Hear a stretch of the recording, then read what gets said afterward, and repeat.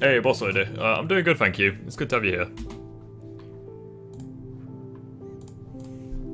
I hope you enjoy the melancholy music to start off with. Melancholy.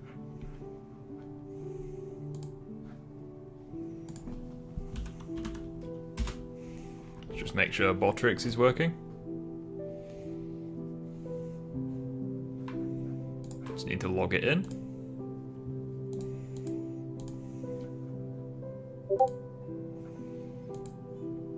Should be joining any second now.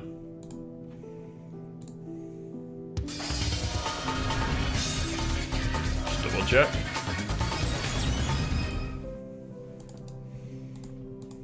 Good, I'm glad you like it.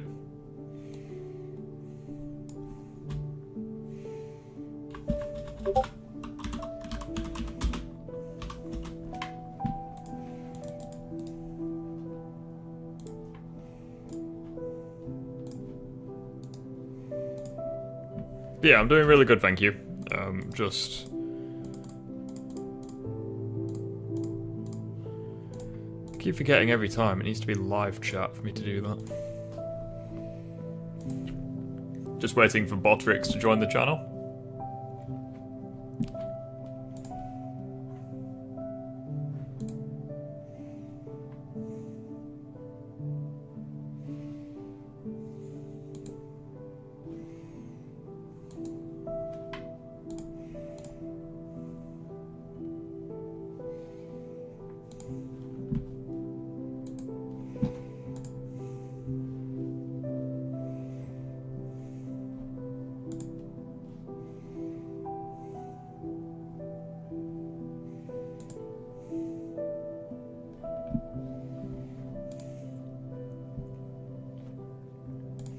Not too sure why it's taking so long.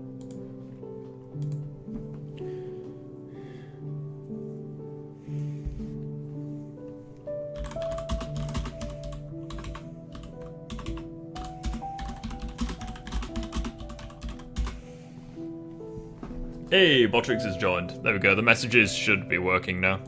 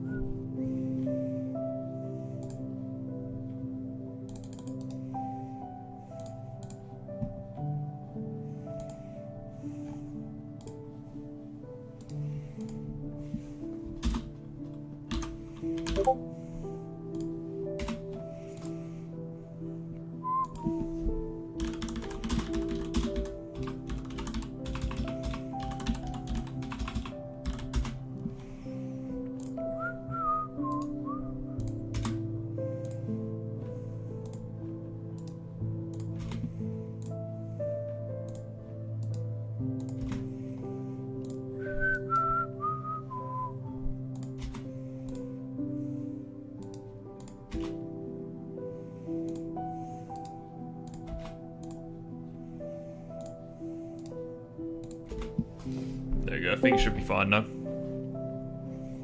Fuck's sake. What's up, dude? What's up? I don't know, my fucking headset just isn't fucking wanting to connect. I've been sitting here for like... Not gonna lie, this quote-unquote dog shit audio from you is actually quite good. I don't know what the issue is. Every time I'm in a call and I use Jen, my it's good to have you. phone, friends always tell me that I sound like I'm underwater. So You sound fine.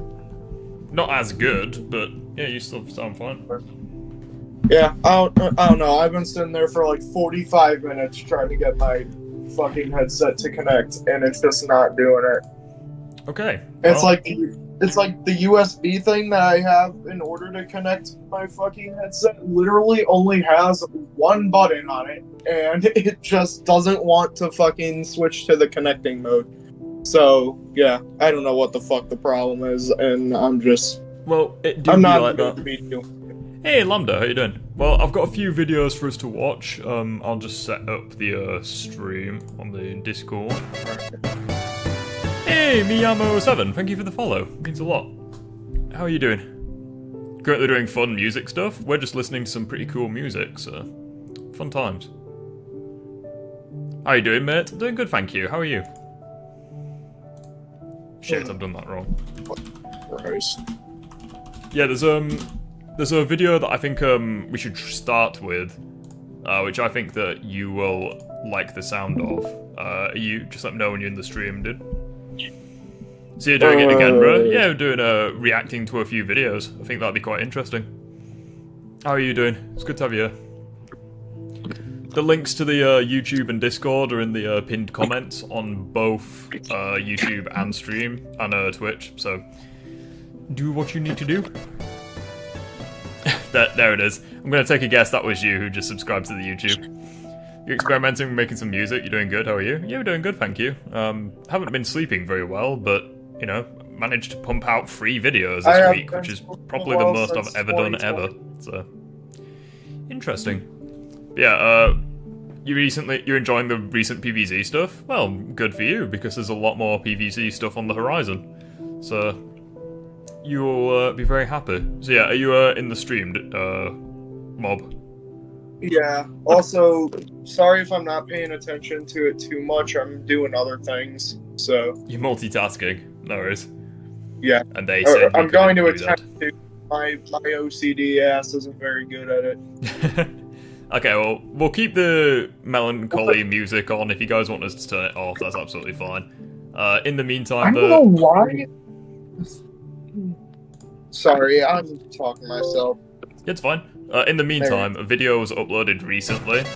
Shout out to this person. Hey, Starlord, thank you for the follow, dude. Yeah, the YouTuber called Okili is great uploaded a video recently saying why you should play the older COD Zombies games. Now, anyone who's stuck around the channel for a while know that I'm not a huge fan of the old Zombies games. I do prefer the modern ones with like the smoother movement and everything. So I'm very interested to see if this person can convert me. So let's give it a go without further ado. Oh, apparently I've already watched like the first. I don't know what that's like. Hold on. So it's open broadcast software, right? That's what you use? OBS, yeah. It looks like Okay. Well, you can see it in the stream. It looks like a wheel. Spinner. There it is. Yeah, fidget spinner or what? There we go. Star. Are you ready? Yeah. Oh, make sure it's on 1080p. That'd be a good start. Trapped in a scary, dilapidated building filled with fucked up monsters out of your limbs is the only sentence I could create to describe what OG Zombies truly was. And I won't exaggerate. The first 3 renditions of Call of Duty Zombies were the scariest in the series, and it's not because the new ones are made. Damn, okay, one thing I will recommend to this person is lower the bloody music and up his voice. Like, I was struggling to hear him. I might turn on subtitles, just for, like, I genuinely could barely hear him. Right, we'll try that again. I'm just gonna wait to do this till after the stream because I have no fucking idea what I'm doing. I'm gonna need to. Yeah, I've already said just message me if you need help. I'm always around. Yeah, just message me if you need technical help. All thing is, if I'm screen sharing on PC, I'll have no way to talk to you since my fucking headset doesn't want to work today Discord. for some godly reason. So. Just message me on Discord, I'll sort it. Anyways, yeah. Let us begin. 3 renditions of Call of Duty Zombies were the scariest in the series, and it's not because the new ones are made for your scrub little brother who can't make it past round 3 without mods. It's because they truly were terrifying. And this ain't no... I think it's very interesting that people have this take when World War II Zombies went out of its way to like be more of a horror game. Yet it just didn't have what the OG Zombies did. Like, World at War, BO1, and even BO2 to an extent, it was just lightning in a bottle when it came to the scary aspect. We kind of lost that in the newer games, but... No joke, we're going into the biggest reason the original COD Zombies games were truly the greatest Treyarch had to offer, and how far it truly has fallen. When he says the original modes, I'm assuming he's referring to World at War, BO1, and maybe BO2. I just can't see them being the best. I feel like it's just World at War and BO1. I feel like he's going to include BO2 as well. I don't know. Oh yeah, I still jump a little bit in when playing World War 2. Yeah. Have you played any horror games recently? I'm not a huge horror game extraordinaire, I'll be honest. Like, the only horror games that I've really beaten are all of the Outlast games, but that was like years ago. Resident Evil 7, and I think I was like halfway through Resident Evil 8. I don't know, like, I've tried Alien Isolation, but that scares the shit out of me, so I'm not the best when it comes to horror games. I can watch horror movies just fine, but horror games, I turn into a huge pussy. Oh, I'll tell you what I have like, watched. I don't know No. I'll tell you what... Oh, sorry, AVG. Let me just get rid of you. I'll tell you what I have watched. Hold on, I'll just hide that for the personal details. I'll tell you what I have played. I've played Lethal Company and Phasmophobia recently. And I enjoyed those a lot. Played either of them. You what, sorry? I said I never played either of them. Oh, you've got to play Lethal Company. It is hilarious. It's like, it's terrifying, but it's hilarious. It's like every horror game monster and like every horror film monster just put into one game. It's hilarious. It has ragdoll physics. Ooh. Does that convince you? Hello there, Turov. How you doing? Yeah. The Doctor is here. I have to say, getting launched into the 5 intro cutscene after beating BO1 campaign was so cool. Yeah, for real. It didn't hit as hard as going into Knacked after World at War, but still pretty good. I'm just asking, so I've been trying to get into them and play Resident Evil 2 and some Amnesia game. Oh, Amnesia! I've beaten Amnesia. Well, the first two anyways. I've not beaten The Bunker, because I've heard it's not very good.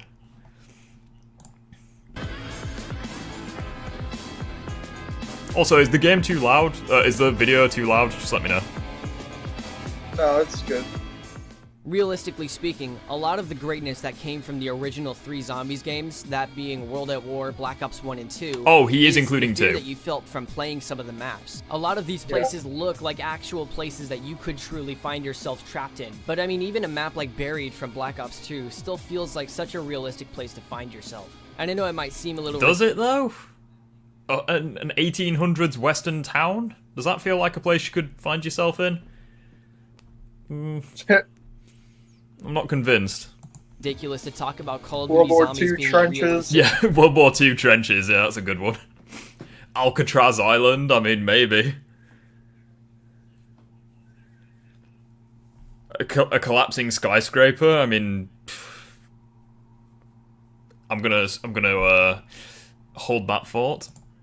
quote-unquote, considering the storyline. But that was a big part of why COD Zombies was as great as it was. It was the main reason why the older games were much better at immersing you into the actual world, and Verrückt was a great example of this, being a map with 4 US Marine characters trying to survive. And I don't really think most people really thought about this, but imagine playing as one of those Marine characters, and just thinking about the fact that this guy probably... I mean, yeah, true, but are they really characters, though? That they don't have many quotes, like... But as well, I think Knacked did a pretty good job at that as well.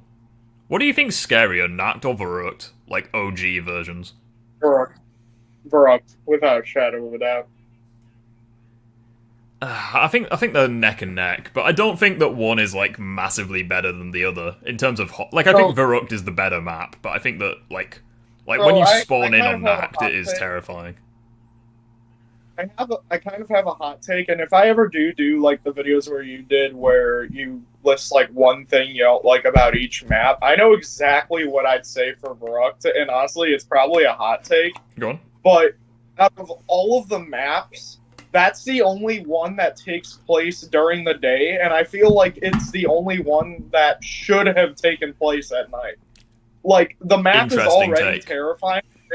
If it was at night, it would be so much scarier. Like, it would add just so much to the atmosphere and stuff. So I really think that out of that, Verrückt at night, that would have been terrifying. Yeah, like, that's the one map that should have been the new Amnesia is amazing, my personal favourite. It's just different than the other games. Oh, fair enough. You get lost in these places all the time, fair enough. See, like, I think it would be interesting playing all of the maps, but the time of day is just flipped. So, like, Verrückt is during the night, Nacht is during the day, Origins is at night, Mob is during the day. I think that'd be quite interesting. Place at night. Verrückt is the only one that doesn't, and it's the only one, in my opinion, that it should have been at night. Because it's like, you'd be surprised, like, how different things can be if you just swap the time of day and swap the weather. Like, Yeah. like, if you guys have played, like, Sonic Mania, for example, when you have, like, the DLC, Mania Plus, where it, like, it swaps around some of the levels, so, like, Green Hill Zone takes place at sunset, Oil Ocean takes place during the day for once, Chemical Plant is, like, blue instead of purple. Like, it legit feels like you're playing a different game, even though the only difference is just the aesthetics. Yeah. Probably just got deployed out to Germany to fight the war, but now he's fighting for his life. I mean, yeah, but you could say the same about, like, Ultimus as well, though, right? And, like, Primus. Like, they were just deployed in Germany to fight the war, and now they're having to fight for their lives. Yeah.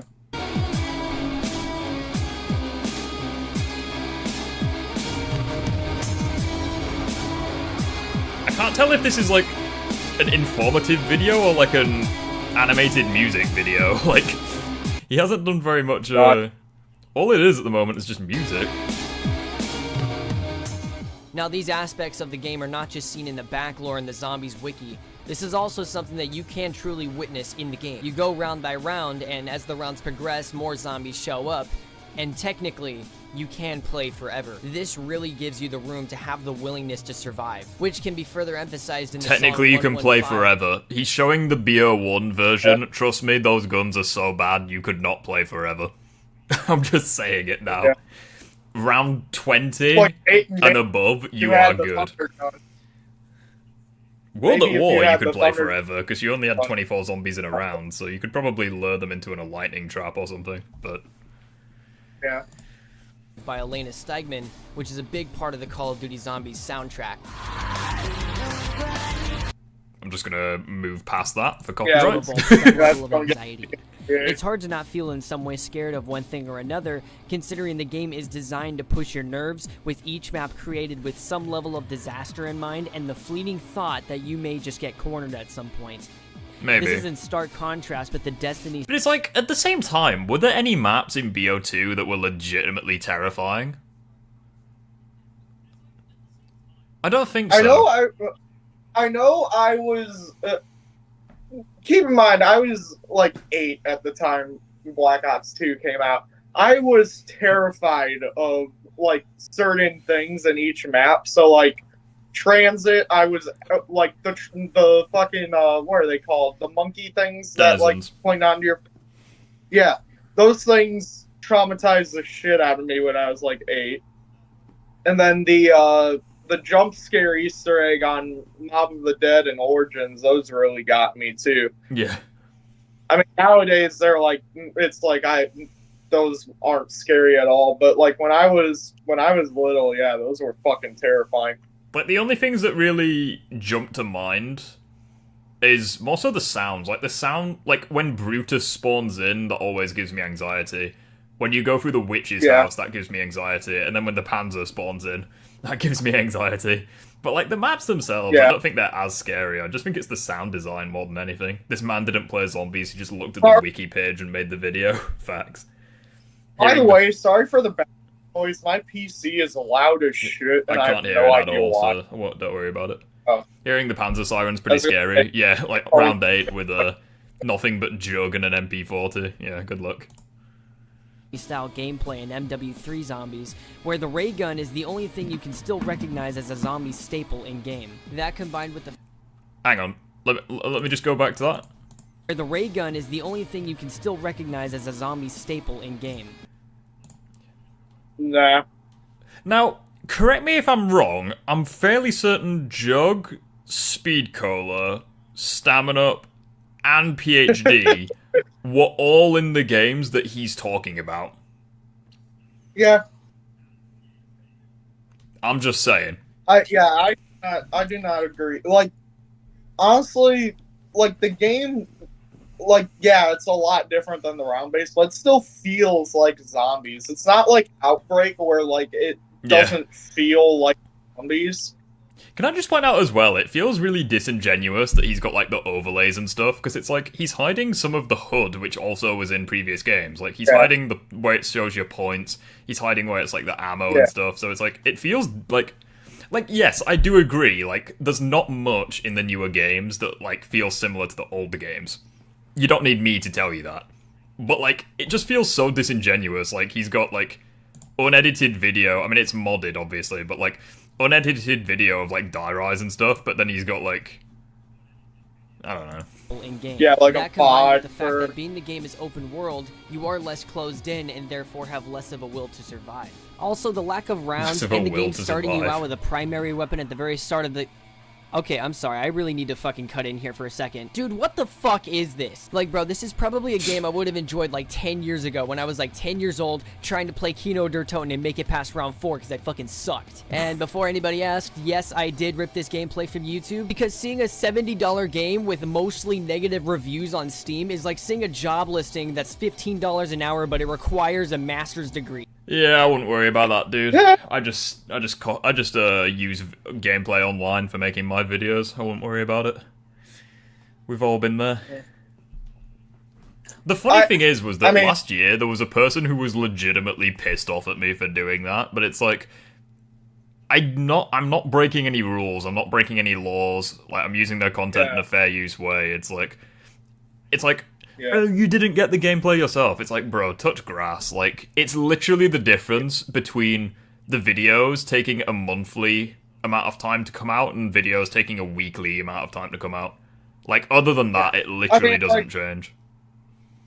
Like, definitely I do want to get, like, some gameplay, like, my own gameplay, but yeah, like, for games like World at War and stuff where, like, I don't even have them, then, yeah, I would probably be, like, borrowing, like, gameplay. It's like, oh, sorry, you want me to be like Mr. T Lexify, where, like, I have my face on the screen twice. Once from the gameplay, and then once from where I'm actually making the video. Sorry, my mistake. Like, look at this, dude. This guy spent 10 seconds looking at his map. Somehow he managed to get fucking cornered. I don't know how. This dude then used the next 6 seconds to actually get his bearings together until he finally came across 2 more zombies. Also, remember when Hellhounds were scary? And, like, look, if you like this new zombies... Yeah, remember when Hellhounds were scary in BO2? The same game where you can one-shot them with the Executioner? Yeah, I remember that as well. Mode, like, dude, power to you. I'm not here to judge you, I won't judge you, but for fuck's sake, this is not zombies, and it never will be zombies. Like, fuck, dude, it's like the same exact thing you could say with, like, BO3, because it's like, and yeah, he doesn't like BO3, because he's saying that the OG games are the best, but it's like with Shadows of Evil, like, you're in a literal city, like... But it's like, Origins is pretty open, isn't it? It's not really closed in. It's like... I feel like Origins is probably the closest you're getting to, like, an open-world experience in, like, the OG free games. So it's like, especially when you get to No Man's Land, it's like, giant. I don't know. Last 10 seconds I've been talking, the footage in the background hasn't shown one zombie. Because, look, if this game doesn't... Okay, well, why did you, use this gameplay, then? You said it yourself, you got footage from the internet. Just find footage where there's zombies being killed. It really ain't that hard. Hey, the Melon Players, how you doing, buddy? Kill you due to how... We must be cousins from another mother. How pampering it is? Well, then that less than an hour time limit's gonna have something to say about it. And also, one last thing, how did the older versions of COD Zombies, and I'm talking about World at War Zombies, have more of an identity and more of an understanding of what it wanted to be than the zombies that we... Because it was a passion project and wasn't abusively tarnished by budget cuts. And developers constantly putting pressure on the people making the mode. It really don't take a genius to work that one out. Have today. I mean, they haven't even made an original map since Black Ops 3, and yet... It's like... But as well, it just feels so, like, dishonest as well. It's like, oh wow, like, what feels like more of a passion project? A bunker ripped from the World at War campaign that was, like, carefully made with a specific experience in mind? Or, let's take a large chunk of the Warzone map, copy and paste it over and insert zombies. Like, it feels more like an ego stroke more than anything. You know, it sounds like common sense. What it is, to be completely honest. Decent, how about you? Yeah, I'm really good, thank you, dude. But as well, it feels so dishonest as well, because it's like Shadows of Evil again. Like, I know I keep talking about that map, but it's like, they made an entire fucking city. Like, before you turn on power, or Pack-a-Punch, I should say, it feels like a normal city. You turn on Pack-a-Punch, suddenly hell is unleashed on Earth. Like, the sky changes colour, there's giant shit, you know, like... I don't know, it just... I don't know why he's targeting Modern Warfare 3. It just seems like a low-hanging fruit to target the game that was poorly received. That's exactly what it is. It's a low-hanging fruit because it's not the round-based experience, so, you know, people are obviously going to be pissed because, you know, it's not what they... So I'm genuinely curious, does he talk about the other games? Okay, he has Borderlands gameplay at the end, so respect. But it's like, is he... Because this video kind of seems like he played World at War, BO1, BO2, missed every single other game, and then tried getting back into zombies with Modern Warfare 3, didn't like it, then made the video. That's what I'm genuinely thinking. I think I like you. Sounds about right. Thank you. If he hates BO3, I can't imagine him liking Infinite Warfare, my personal favourite zombies. Hey, respect. World at War, BO1, BO2, BO3, and BO4 had passion, even if the development for BO4 struggled. Yeah, facts.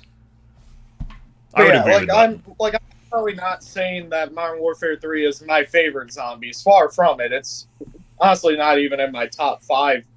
But, like, for what it is, Corporal, it's welcome to the really stream, by the good. way.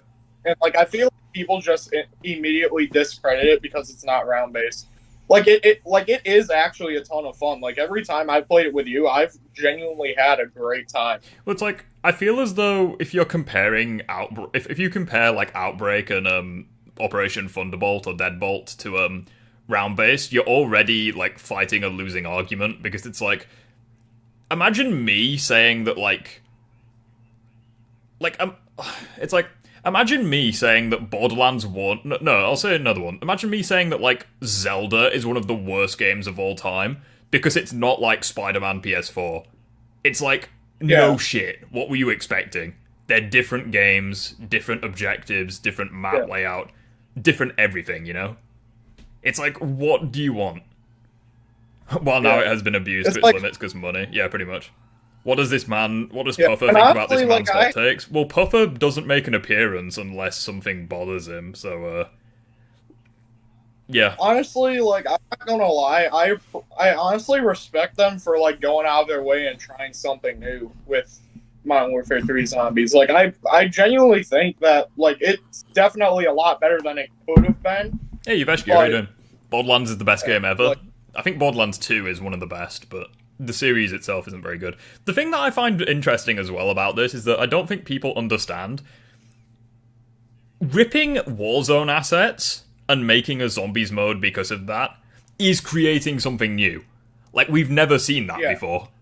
Like, I don't get why people are freaking... Like, it is a new experience. It might not be what you want, but it is a new experience. My theory is that, like, because they also used to rip things from, like, the campaign and multiplayer for the old zombies, but it was a lot more subtle. Like, it wasn't, like, completely obvious. I'm just gonna say like, hot take. It became obvious, but, like, if you're, like, a first-time player, it might, like, you wouldn't be able to really catch it that easily. Pretty much. I'm just gonna say a hot take as well. It's got nothing to do with COD Zombies. Borderlands 2 is the only good game in the series. The rest of the game is mid or bad. I don't agree with that at all. Like, Borderlands 2 was a masterpiece. The other games were either mediocre or not very good. People are still feeding into this Warzone craze. And before anybody says, oh, it's the most... But gameplay-wise, it's good. Well, that's what I mean. Like, Borderlands 3 is, like... The gameplay is really good, but the story is just so bad, and the characters are awful. Like, genuinely I mean, if terrible. you're talking about story, then I agree. But if you're I'm saying like all around, like every game other than Borderlands 2 was just missing something. With like Borderlands 1, it's just how outdated and boring it is. With pre-sequel, it's just a lesser Borderlands 2. With Borderlands 3, it's the story, you know. The Telltale games, it's you know. A specific audience that it's going for, you know. I'm good, how about you? Yeah, pretty good.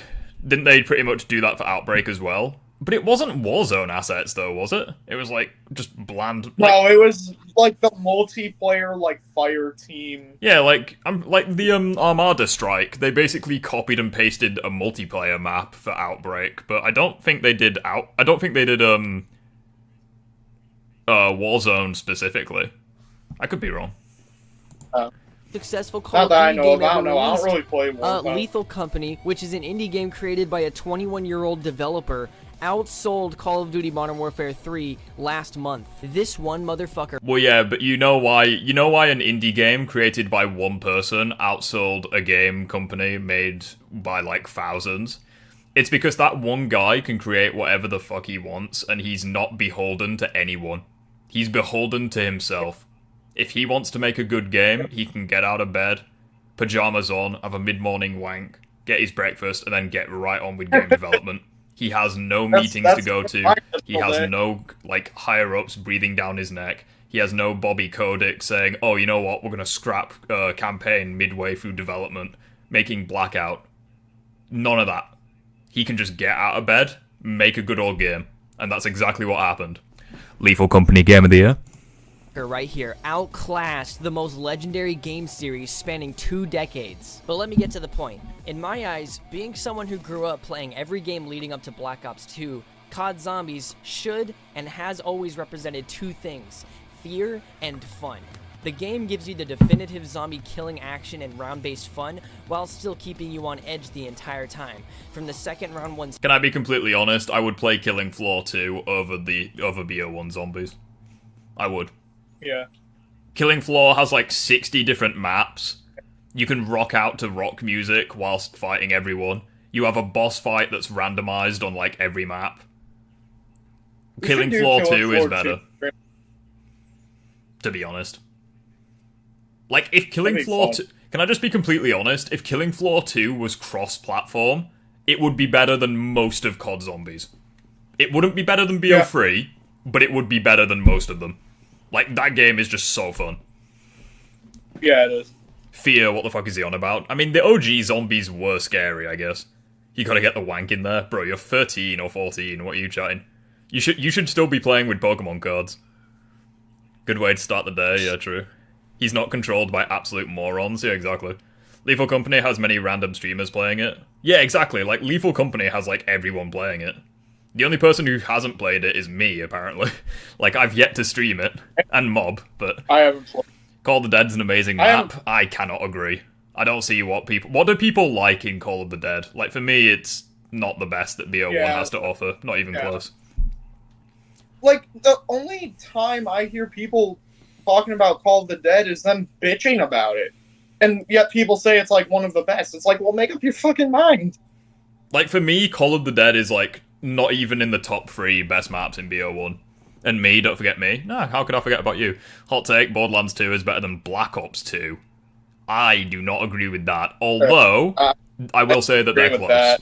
They are close, but nah, BO2 all the way. Now here's what I'm gonna say. I play Far Cry and Dying Light. Well, that's where you're going wrong. I was gonna say, if you're talking about just Black Ops 2 Zombies, then yeah, I would agree with that. But if you're talking about the game as a whole, no. See, this is why I like multi-streaming. Because there's just so many messages coming in. It's amazing. Haven't even thought of playing Lethal Company. You should, it looks fun. I'll agree, because I've over 4,000 hours on Borderlands 2. Holy shit. What do you think of BO1 maps without the BO1 mechanics, just on their own? Well, it's like, if I'm gonna play them, I'm playing them in BO3. Like, I'm never playing BO1. I'm always playing BO3, like, for those maps. But that's just me. I think that the maps are obviously, like, bare bones, but they're not as bare bones as World at War. So, like, I would probably play the BO1 maps over the World at War ones, but that's just me. George isn't as bad as people say he is. Yeah, he's the best boss in that game, 100%. But, like, the map is... Oh, Ted, welcome to the stream, by the way. George is so annoying on Call of the Dead. There's so much empty space on that map. I guess. I mean, it was, like, last gen, though, like... starts to the point where you are at your wit's end. COD Zombies, despite being somewhat absurd in many regards, took itself seriously enough that it knew what it was trying to be. And hey guys, look at this scary, quote-unquote, fun gameplay. He's out of ammo because he's playing BO1 and all the guns have bugger all ammo. He's having to run around and trying to kill hellhounds with frag grenades. Yeah, you know the BO1 hellhounds? The ones that put George Romero to shame in terms of how much health they have? Yeah. This is the peak of zombies. took itself seriously enough that it knew what it was trying to be and why it was great. These Warzone Zombies modes have nothing even close to being related to what Zombies always has been. And I've said this for many years and I'll say it again, you can't just do something one way for several years on end with plenty of fans and support for it and just to completely tarnish it by turning it into something completely unrecognizable.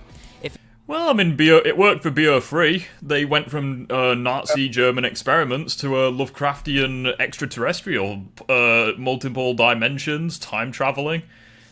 It worked for BO3, and it's regarded as the best in the series, so I just think you haven't played it. I think he means, like, gameplay-wise, but, hey, like, yo, at the same time, like I said, I appreciate them going out of their way to try something new. Like, yeah, it's not as good as round-based, but, like, I'd be lying if I said that it Any suggestions for streaming? Subnautica's getting boring. See, Subnautica is a game that I'd be interested in streaming purely because I'm terrified of the ocean. So I think that'd be quite entertaining for you guys. Another hot take, BO3 is better than the entirety of BO1. Yep, I agree. I don't hate BO3, but I do think it's overrated. Okay, well, where would you rank it then? Like, BO3? Like, is it in your top 3, top 5? Bottom 5, bottom 3, worst? Best? I don't know. Like, where would you rank BO3? Because, like, saying it's overrated is fine, like, that's your opinion. But, like, where would you rank it? That's where I'm always interested to hear. The gun's the worst part of BO1 Zombies, far too weak, especially the SMGs. Yeah, facts. Always has been. The game has always tried to experiment with different things and vibes. Yeah, exactly. You literally have one map in BO1 where you play as JFK in the Pentagon. Oh yeah, that's totally the same as Verrucht. If it ain't broke, don't fix it. Don't fucking fix it is the quote of the day. And as JFK would say, do not pray for easy lives, my friends. Pray to be stronger men. Doesn't he kind of undermine his entire argument with that? Do not pray for easier... Do not play... I can't fucking speak. Do not pray for easier lives. Do not pray for the same game over and over again. Pray to be stronger men. Accept that the game is what it is. Try find the best in the... see the best in the bad situation. Don't have a meltdown that the new game is not the same as the old game. He says as he made a Modern Warfare 3 is going to be bad video before it came out, but shush. BO3 is better than every game. I'm assuming you're referring to Zombies, because I don't think BO3 is the best game ever made. In fact, I enjoyed BO3's multiplayer. Yes, BO3's multiplayer was sick. I enjoyed it. Absurd in many regards, yeah, true. The whole, like, supply drop bullshit. I swear if I hear any more people say BO1 guns are better than BO3, oh, then I have the video for you, my friend. He says BO1 Zombies is perfect, and it does literally everything better than literally every other game. We're gonna have to watch that video next, my friend. No. I'd probably have it around number 3 or 4. Yeah, fair enough. So you would put BO4, what would you BO2, have above and... it? He said he'd put BO4, IW, and BO2 above them. I mean, those games are, like, in my top 5, so I'm not gonna get mad at you for it, but, like, I just think BO3 just hits harder. Yeah. But anyway, I know this was a huge departure from my No, I take it all back. It's not Borderlands 2 gameplay, it's Borderlands 3. Make it stop. Make it stop. Get rid. No. Get rid. Blinded. Fucking blinded. Walked in on me mum having sex. Blinded. Flashbang. Blinded. Right, what should we do now? Should we watch, because, obviously in the thumbnail we've got, see, Alia recently did a COD tier list. But there's also quite a few things we could watch, so...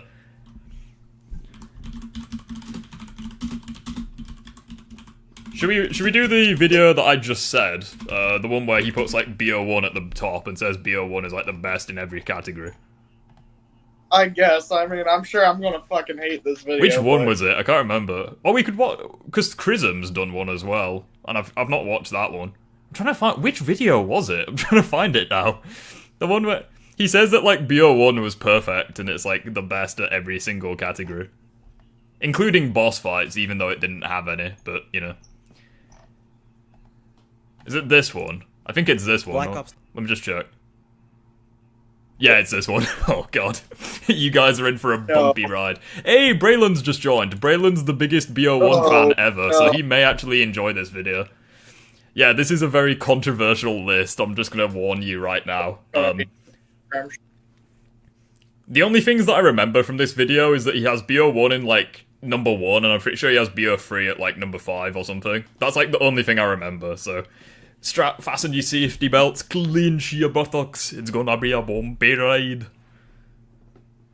What's that from? Harry Potter and the Prisoner of Azkaban, the shrunken head on the night bus. Oh. Yeah, Harry Potter's amazing, although I understand if you don't like it. BO1 has the best campaign. Okay. Not my thing. Nah, what are you guys chatting? BO4 has the best campaign. I would say BO3 probably has the favourite prestige system. I mean, I only prestige once in every COD game, so I'm just going to agree with you then. Yeah, he said that BO1 was legitimately perfect and is better in every single category. You're going to just wait. just wait, it's going to be good. Trash. Black Ops 2 zombies? Trash. Exo zombies? Incredible. Now look, everyone has their own... That's all you need. Did he just say Exo Zombies is incredible? Let me just play it again for the people in the back. Black Ops 3 zombies? Trash. Black Ops 2 zombies? Trash. Exo zombies? Incredible. Now look, everyone has their own opinion. I'm sorry, what? Zombies Do you know what isn't incredible though, sir? Using Noah J456's gameplay in the bottom left there, but you know. Incredible. Just that. Oh my god, he's not a real Zombies fan, he's using other people's footage. It's like, yeah, cool. When that's the first sentence that is in your video saying that Black Ops 3 by the way, guys, before I forget, I'm actually going to be a really nice human. Shout out to Akili is great. He's a new zombies YouTuber. It's the video that we just watched. I'm going to give him a sub and a like, and I encourage you to do the exact same thing. Feel free to watch the video and comment on it, because at the end of the day, we're not going to do Sniperwo, we're not going to steal people's videos, no, we're actually going to give them something in return, which is a like, a sub, and a comment if you're feeling extra special. So, feel free to do that, and let's move on to this one. Black Ops... no, I accidentally skipped ahead. No spoilers. Black Ops 3 zombies? Everyone has their own opinion on what the best COD zombies is, but today I'm here to tell you that you're wrong, and this list is interesting the only aspect ratio for COD. We're going to be going through every single COD zombies ever and getting to what is truly the best Call of Duty zombies experience. Oh, can't Let's wait. go. Coming in at dead last on the list at the number 10 spot is going to be, of course, Call of Duty Vanguard. I mean, we knew this was coming. Okay, so this is before Modern Warfare 3, I'm guessing, because there's only 10 games, so... I'm just gonna catch up on YouTube, what the fuck. Yeah, that's all we need to see, lol. 5 seconds in, he's committed a war crime, I'm going to YouTube, lol. Exo Zombies was Exos was the worst until Vanguard sniped that spot. Facts. Exos isn't terrible, it's not as good as BO304. Oh, BO2, sorry. Thought I seen stupidity. Hot rock. And, I think maybe... I don't know, maybe the first video I'll do on my YouTube is, like, ranking all the zombies games. I don't know, I'm not sure what I want to do yet. But, I mean... let's just say that I'm gonna have some hot takes on that video. I agree. It's gonna be... What is worse than Vanguard zombies? Osama bin Laden? No. What he said? What is worse than Vanguard? Osama bin Laden? No. I look over at my phone screen and I just see a fucking picture of Osama bin Laden. Fuck's sakes. Fuck? Not even he would want this to happen to humanity. How is it even possible that Activision can make this game, send it to game testers, review it, and believe that they have put out a good game? My theory is that all the developers were on crystal meth while making this, because that's the only way they could have had fun. See, one thing that I do like about this video is the production quality. Like, I want to make my videos like this, where it has, like, random, like, references and shit. Like, it would be quite cool, but, like, obviously I'm gonna make my videos based, but... hey, Braylon's on YouTube, facts. See, like, one edit that I really smiled at, I'm not sure if you've seen my PlantsVsZombies video, where, I played as the P Gatling, and I edited in that one scene from Terminator where he's just stood with the minigun, and it's just the Terminator shooting whilst listening to the P Gatling sounds. Oh, yeah. I was very proud of that edit, but that's just me. That was... Because I know that it would have caught a lot of people off guard, so... Game should have never that been was made, really and it funny. needs to be a Anyway, let's go past Vanguard, let's get to the actual good ones. Or the ones that are, like, not predictable as fuck. ninth spot is going to be Exo-Zombies. I mean, you literally now Okay, that have one to was pay pretty just cool to as fuck. unlock the mode. And when you do, you'll realize that it is the biggest waste of money ever. There is no redeemable quality. Hey, yeah, you have to pay to unlock Exo-Zombies, just like every other fucking COD Zombies game, you have to buy the game to play the mode. About this Yeah. game. The story sucks, the map sucks, the characters suck, the movement with the Excuse me, do not say that Oz sucks, or you will have a visit from Puffer. I mean, yeah, he's not very good as a character, but that bandana, though. Bro, why is he using Noah's video? Exo jump hacks, as well as the zombies themselves who just move and jump in such weird ways. It all sucks. Playing this game is like trying to convince Aiden Ross to go to the gym. It's not gonna happen, and it's not gonna end well for Coming in at the number 7 spot is going to be World War II Zombies. Now, I remember when this game first came out. I actually really enjoyed the first zombie map, being the Final Right. It has a cool and dark atmosphere, as well as a bunch of environmental stuff like blowing up holes. It also has a really cool setting. Blowing up holes, yeah, that's pretty much the only Easter egg step worth remembering. Honestly, Final Reich or Kino, I would probably choose Final Reich, but that's just me. Enjoy this map, but then when you look at all the other maps in this game, you understand why playing this game is one of the worst things you can do in life. It becomes beyond frustrating, and World War II Zombies is definitely not a good zombies game. At the number 7 spot is going to be Black Ops 4, and this... Ooh. Wow. BO4 below World at War. I feel offended by that, but... That is very low. This may surprise some people. I know there are some real BO4 lovers out there, but I'm not saying that Black Ops 4 is a bad game, because honestly, it's the first game on the list that actually isn't terrible. But the problem was that Treyarch got rid of a lot of the things that made zombies zombies. It would be announced that there wouldn't be set perks on the map, but rather you would choose the perks before the game even started. So if you were thinking about changing your mind in game, sorry buddy, it's not happening. And if you're anything like me, I usually don't even know what perks I'm getting until I'm in the game and I see what my situation is. For example, what if I get a rocket launcher in the box? Then I'm going to want to use the best perk of all time, PhD Flopper, but Oh god. PhD Slider is literally better than Flopper, changed my mind. Yeah. But the best... To say that it... Oh, he's using Crazy Rabbit's gameplay as well, I've just noticed. But, like, how is PhD better than, like, Widow's Wine? Or, like, I'm assuming he's referring to, like, the perks World at War to BO3. It's like, how is it better than Jug? How is it better than Double Tap 2? How is it better than Speed Cola? How is it better than Widows, etc.? And don't even get me started on the BO4 and Cold War perks. I don't know. I can't because I didn't choose it in my class before the game. They also removed Juggernog and changed some of the original perks. They didn't remove Jug, they just gave you it as default. Perk wrong.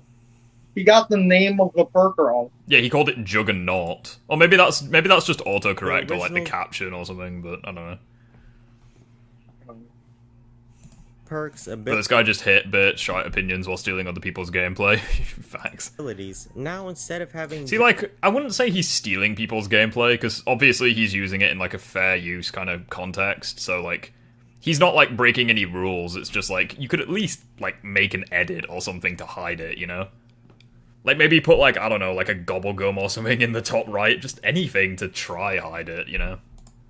Jug, you just start with 200 health. And this, combined with spawning in with a literal wonder weapon being your specialist class, you're basically an invincible god from round 1, and this ruins any progression at all. They also tried to remove crutch perks from the game so people would try out different perks every time, but yet there were still crutch perks. They are going to exist no matter what. Now, see, I do agree with this, but it's like, I don't agree with this, you spawn on round 1 and you're already... Oh, Mr. Dalek JD, I've just noticed we can add that to the list of people that he's got content from. But it's like, how many people do you know who spawn in on round 1, don't pick up any weapons whatsoever, and just go to round 100 like that? Like, no, they hit the box, they get the wonder weapon, they get the Helion Salvo, or they build the wonder weapon if it's like the, Alistair's Folly or whatever. So it's like, I don't really agree with the you spawn in on round 1, you're already a god. Like, yeah, you have Jug, you have a crap weapon, and you have a specialist that's on cooldown. Oh wow, yeah, you're totally a god. Now people just run down. And as well, something that I don't think people realise is that you have to level up your specialist weapon. Like, unless you bring a talisman, it starts at level 1, you have to level it up to level 3. And that will probably take you to like round 15, 20 anyways to do it. So it's like, and by 15 and 20, you've probably got the specialist weapon on BO3 unlocked. So it's like, I don't see the problem.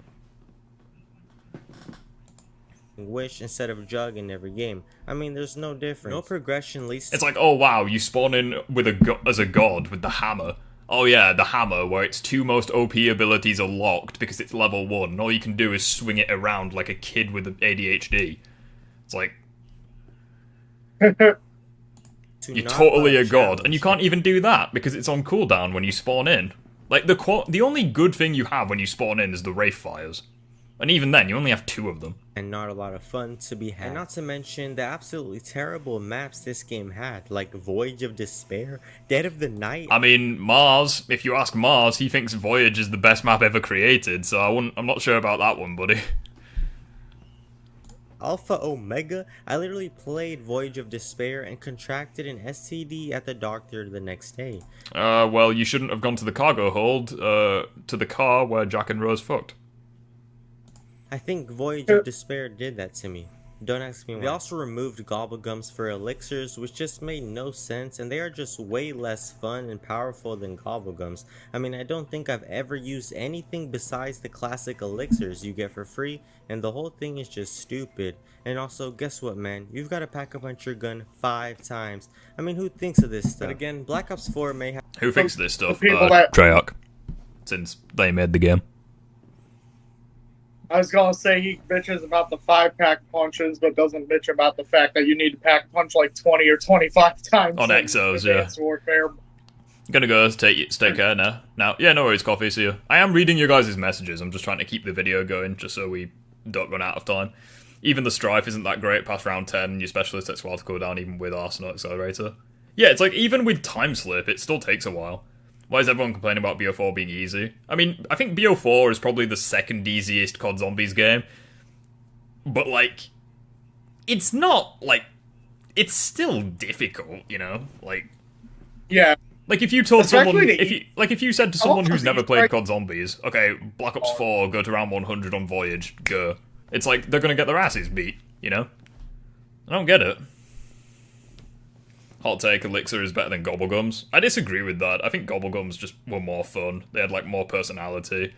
Obviously, they were more powerful, but, like, I just think Gobblegums were just cooler. Like, I liked the little machines that you'd find around the map, you know? It just felt nicer. I mean, I feel like each of them have their pros and cons. Yeah. But overall, I would agree that, fucking Gobblegums are the better system. See, it's like as well, the thing, if, like, earlier on in Black Ops 4's life cycle, I would have agreed, like, elixirs were more balanced, but it's like, after BO4's life cycle, they just imported the best ones from BO3 anyways. They brought back Perkaholic, Near-Death Experience, Power Vacuum, and Shopping Free. Yeah, and they made them just shittier. They made them, but, like, they still brought them back, you know, it's like... I don't know. Yeah. It just feels as though they stopped caring. But it's still a decent game, and things like... And you could say the same with Gobblegums, because, like, they kind of... Like, with Chronicles, they were just like, alright, fuck it, Power Vacuum. God Mode for 4 rounds, go. Near-Death Experience with Rev. 4 rounds of being immortal. But at the very least, it was a new thing, you know? Gauntlet on top of others. I just realised you spelled Gauntlet wrong. Black Ops 4 may have been disappointing, but it's still a decent game, and things like the Gauntlet, the Gauntlet, on top of others, make this game still fun to play. Maybe it's an American spelling. I don't know. Number 6 spot. It's going to be Cold War Zombies. Okay. I think that this should be top 3. Cold War above BO4. Interesting. What do you guys think about that? I mean, obviously I disagree. It shouldn't be this low, but like BO4, like, let's be honest. We all know where this video is going, but it's like, Yeah, I'm not even surprised that, like, Cold War's below, like, BO1 and stuff, because that's kind of... I already spoiled the video for you, you know what's at number 1. But, like, Cold War being above BO4, that is what I would think is more interesting. Yeah. Honestly, though, I mean, like I said, I mean, there are parts that I agree and disagree with that. I'd use elixirs on accident all the time, whereas you can't do that with gumballs. True. Well, kind of. Half true. Aside from the Gobblegums, like the purple ones, where you have to press the button to activate them. The bottom of the list, but Cold War was actually... Excuse me? What was that? ...be top 3, What did you and say? others believe it should be at the... Oh, some people think it should be top 3, others believe it should be at the bottom of the list. Top 3, and others believe it should be at the bottom of the list. But Cold War was actually pretty good. They brought back a lot of the things we missed in BO4, such as the old perk system, while still making a bunch of changes to the game that kept it new, and it was a lot of fun. There were some good maps, some okay ones, and they also introduced Outbreak, which some people like and some people don't. Personally, I Yeah, think this is the map I was talking garbage, about, Armada Strike. They literally brought back the multiplayer map, and put it as, like, one of the areas that you teleport to in Outbreak. You do you, man. The story was still pretty trash. Which I'm not complaining about, because Armada Strike was my favourite multiplayer map in that game. I just loved it. I love ships, what can I say? I don't think anyone knows what's really going on, and there's a few annoying features and mechanics, as well as Cold War possibly being the easiest zombie mode in the franchise. Coming in at number 5. And then Modern Warfare 3 came out. You can beat the entire game without going into the high-level areas. Like... pretty much. Because of the way that the game is made. You can exfil without going into any area past level 1. So, yeah. I'm curious as to think, where do you think he would have ranked Modern Warfare 3 zombies? I think either, like... Either right above or right below. Yeah, I think he would have put it at the bottom, to be fair. I'll maybe, like, right above there. But... if Gobblegums weren't as OP, because the Activision made them so you could buy Liquid Vidium, I think people would like Elixirs better than Yeah, I would agree. But then again, like, Elixirs were just such a rip-off. Like, with the Nebulium Plasma and stuff, like, it was just such a rip-off. There was one deal that was good, and it was, like, you could get, like, you were guaranteed to get, like, I think it was, you were guaranteed to get, like, 3 rare Elixirs, and you got, like, 3 of each. Like, from each, like... from like each column, if you like, you were guaranteed to get 3 rares and 3 different rares. So you basically got 9 elixirs for your money. That was the only good deal that you had. Whereas like BO3, you had like the cookbook, which was more fun because you could kind of like swap your Gobblegums for other ones that you liked using more. I prefer the elixirs. The Gobblegum machines were neat and they were more stronger and more fun. I like using the elixirs whenever, free on recharge. I mean, yeah, but the classic ones took years to recharge, though. Like, that kind of killed any enjoyment for me. I feel like that system was more pay to win, because like they just nerfed the classic ones into the ground and made it so that they recharged slower than old people's sex drives. So it's like... Much respect for Cold War making the ray gun viable again. True. Hey, Yasmin, how you doing, my darling? I don't know if I'm just stupid, but half the time I forget I have the Gobblegum.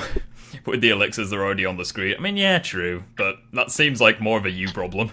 You're out there with your TARDIS and your sonic screwdriver saving the universe. It's understandable that you'd forget you have these Gobblegums. Outbreak was all multiplayer maps by the Fire Team. Oh, fair enough, gotcha.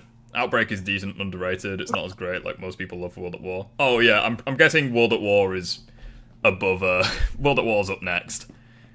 I think World at War should have been way lower, personally. Hey, Meat Machine, how you doing, buddy? 5, it's gonna be World at War, and this may be controversial to have World at War this high, but when you go back and play it, you understand why. I mean, this is the game that started it all. It's pretty bare bones, and only one map has Pack-a-Punch, but there's just something about the old movement and weapons that just warms your heart. And it pisses off your hands. Maybe it's nostalgia, but call me crazy. I have more fun playing World at War than a lot of the other zombie experiences. At the number 4. Wow, that was a short segment. Holy fuck. Yeah, wow. Not even 30 seconds. Interesting. See, the problem that I have with these, like, with that is... it's just subjective. Like, I understand this list is subjective and, like, whatever the fuck, but, like, I just don't, like, the only good thing about World at War is, like, the atmosphere and the sound design. And, like, I think that's the only good thing about World at War. Which is why it was so low. I think it was, like, my third worst zombies game. Like, not because it's bad, just because, like, there's just no reason to play it. Especially when, like, you have BO1 and BO3 bringing back every single map. You have Shinonuma in Vanguard as well. And then you have Nacht in, like, every game other than BO4 and every game other than Modern Warfare 3 and Vanguard. But then you have Nacht twice in BO3 and Cold War. Because it was in Rev and Nacht for BO3, and it was in D Machine and Forsaken for Cold War. So it's like, the maps have just been brought back so many times. You'd be better off just playing them on other games. Spot. It's going to be Infinite. That wasn't World at War gameplay. Yeah, it was.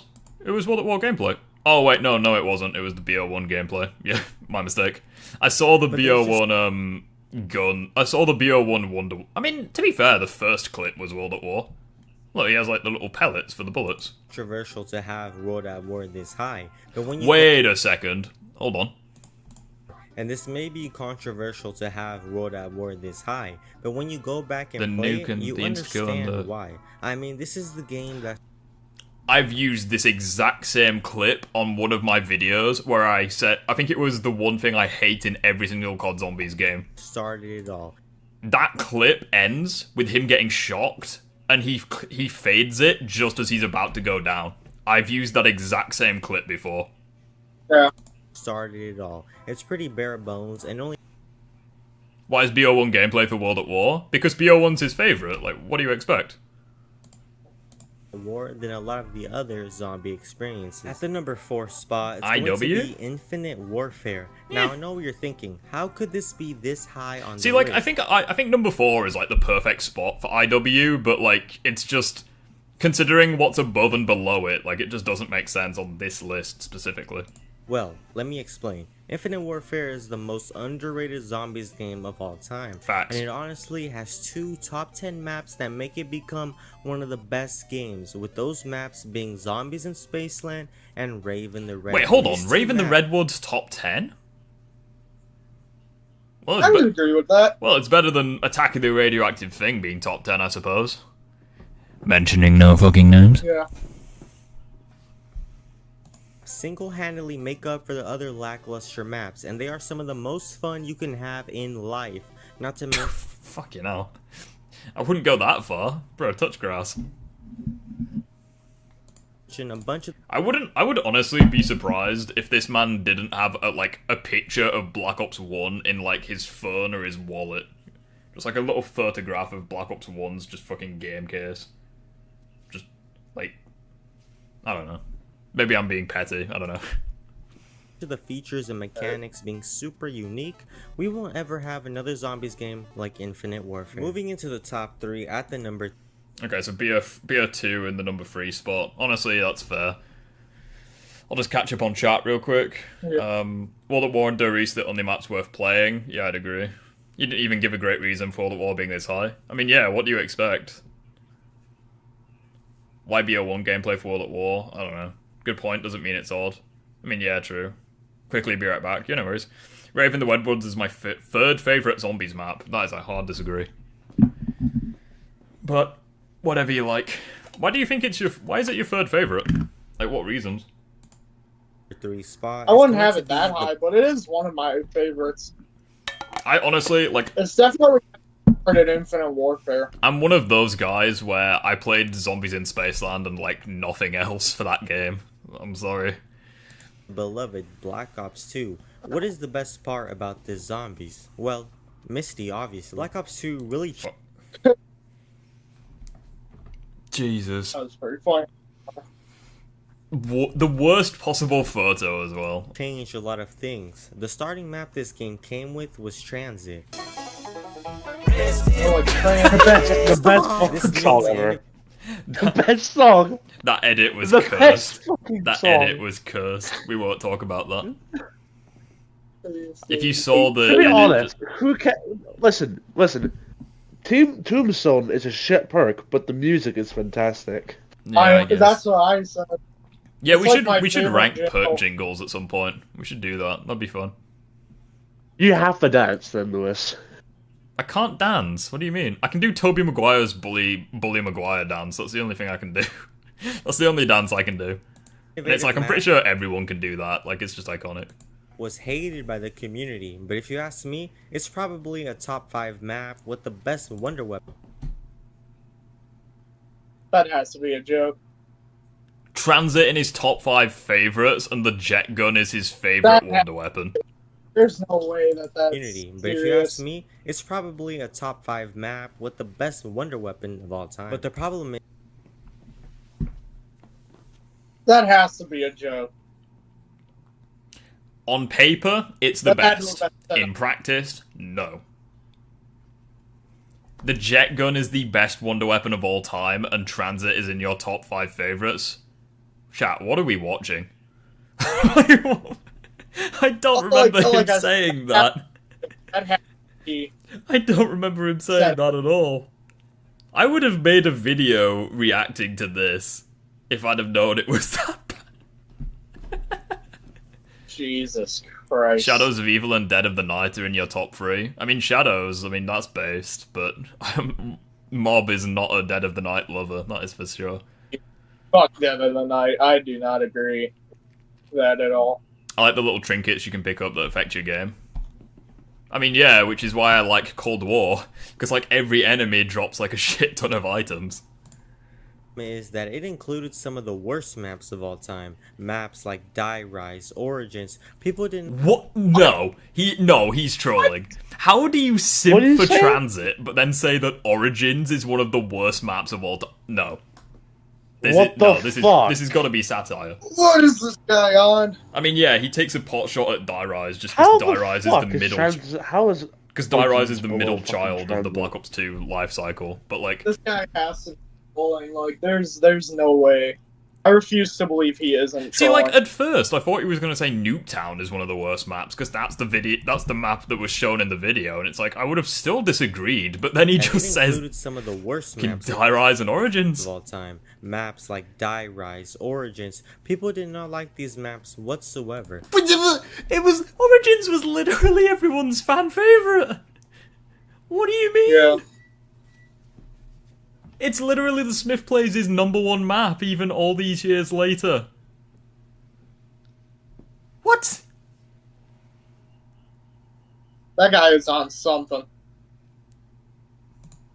Black Ops 2 introduced a lot more complicated maps, and this led to some of the more casual community not really liking the game. But while BO2 was a little different, it provided a super unique experience. I mean, playing Transit, Buried, Mob of the Dead, Nuke... How can you say that the casual audience was turned off when people still believe Buried is the easiest map of all time? I mean, that's bullshit. Like, Buried is not even in the top 20 easiest maps. But, like...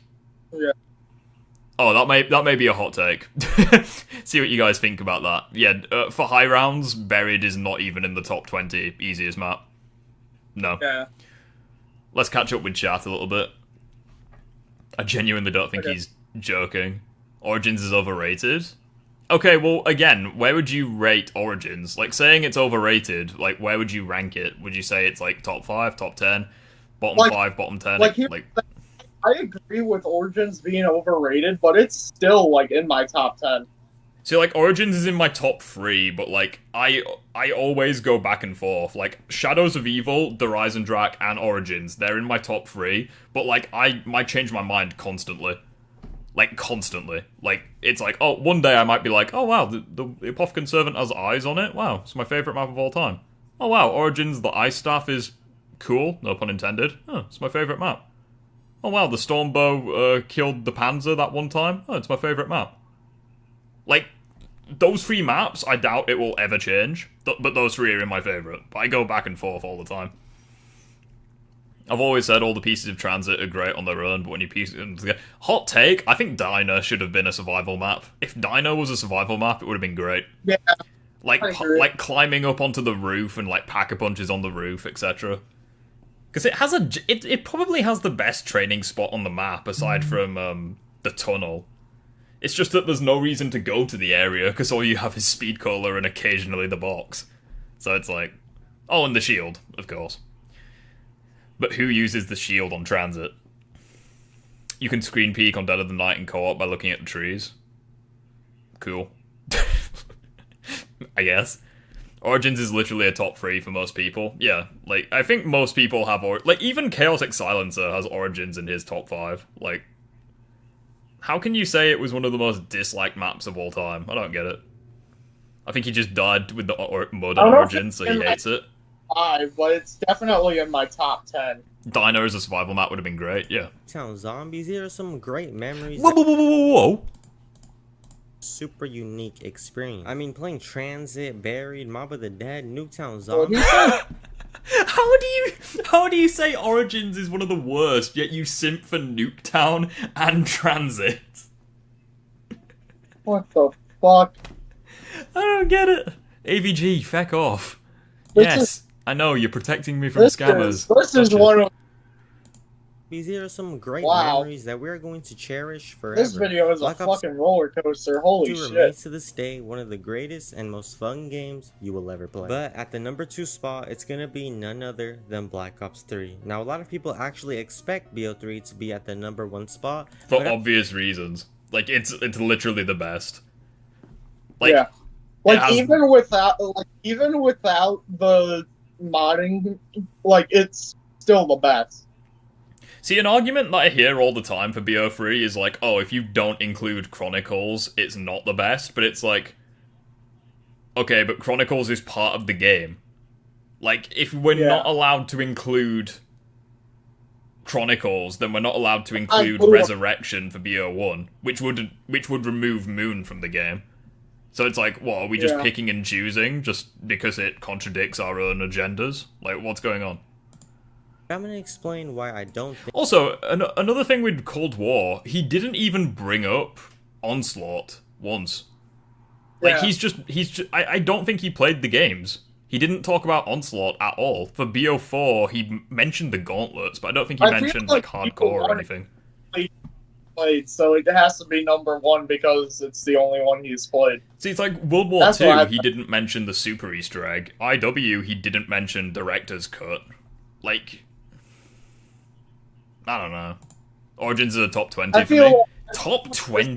Wow. I feel like this guy is a poser, and he's only ever played BO1 Zombies, and he calls himself a hardcore fan. Like Gobblegums, customizable guns, leveling system, and at first, the map shadow... What do you mean? Technically, BO2 introduced the ranking system. Technically. I mean, the ranking system was complete dog shit, and it made no difference to the game, but, you know. Of Evil was you didn't even like unlock anything, as it felt more like a first-person squid shooter rather than a zombies map. But through time, like... Sorry, I think I just gagged on my own knob with that comment. Shadows of Evil felt more like a first-person squid shooter.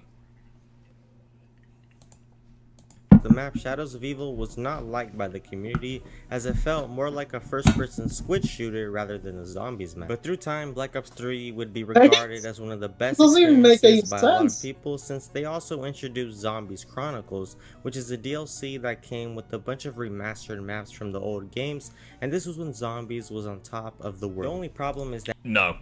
When Horizon Drac dropped, that was when Zombies was on top of the world. Everyone was playing Zombies back then.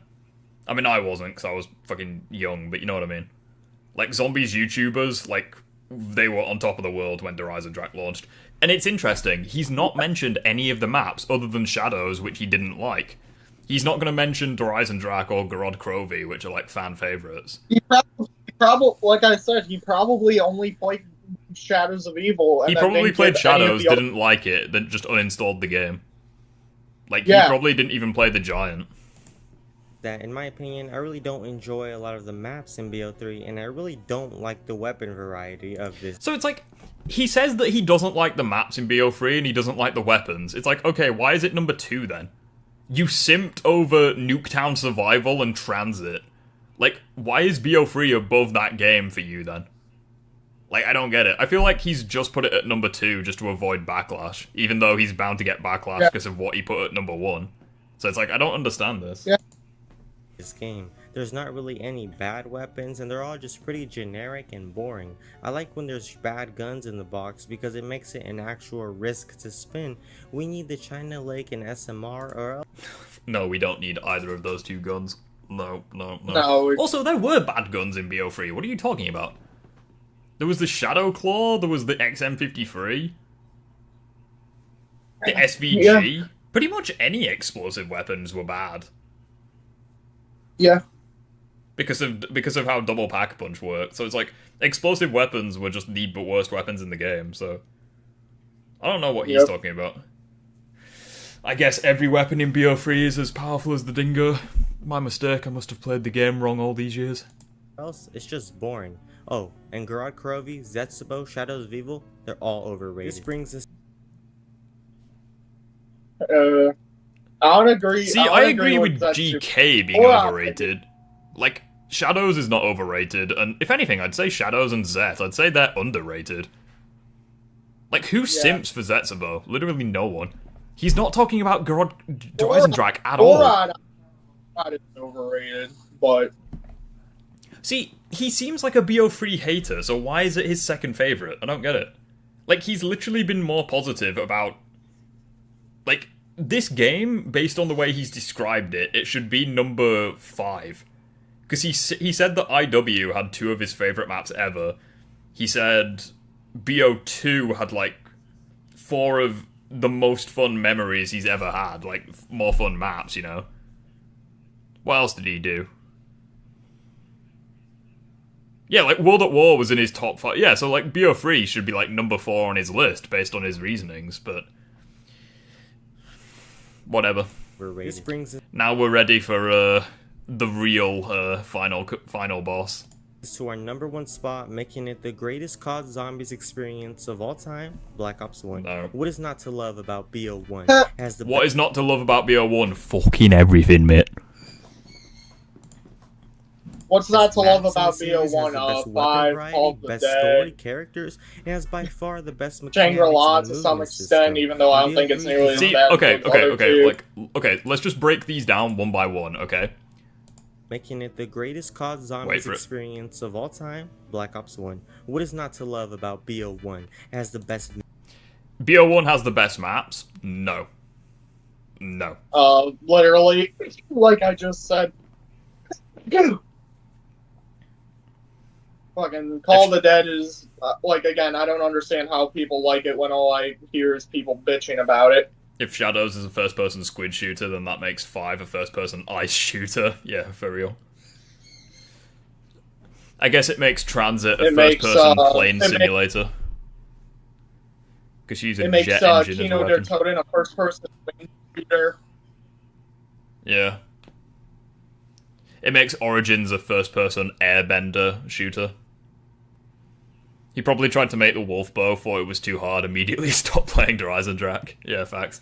But it's like, I don't understand how you can say BO1 has some of the best maps in the series when 8 of the 10 maps were in BO3. So, like, you're basically saying, like, So you're basically saying that 5 and Call of the Dead are better than Dreisendrach, Shadows, Zetsubo, Rev, and GK. Like, how? Like, there's no comparison. Quantity and quality, BO3 has both, so there's no argument to be made. Maps in the series has the best weapon variety. The best weapon variety, again, no. The issue with BO1 was that it introduced no new guns. If you hated the Black Ops 1 roster at launch, tough shit. You were stuck with them until Resurrection, where they brought back the World at War weapons. Only the war weapons. They didn't even bring back the box weapons. Like, BO2 and BO3, if you dislike the weapon roster on launch, that's not a problem, because they introduced new guns with every new map. With Nuketown, they had the LSAT and M27. With Die Rise, they had the 3 new war weapons. Mob, take your fucking pick. They put new weapons on the walls and the box. Die Rise, same, Buried, same as Die Rise. Origins, they introduced a new weapon from literally every weapon class. And they were some of the most powerful weapons in the game. BO2, for me, has the best weapon roster. It's not even close. But that's just me.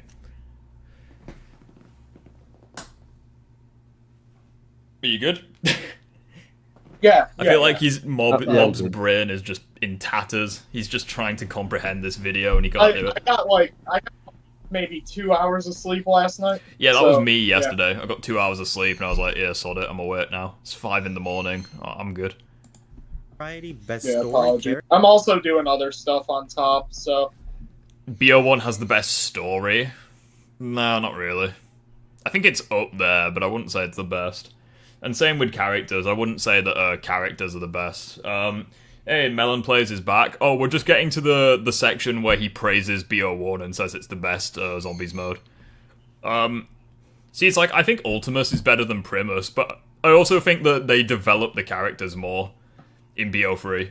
So, like, with, like, because the Ultimus characters, they don't really change. Like, the only times that they really change is in BO3 and 4. So it's like... They change more in Black Ops 3 when you can't even play as them. Like, compared to BO1 where you play as them for 5 of the 6 maps. 4 of the 6 maps, sorry. Well, they're technically on Call of the Dead, but you know what I mean.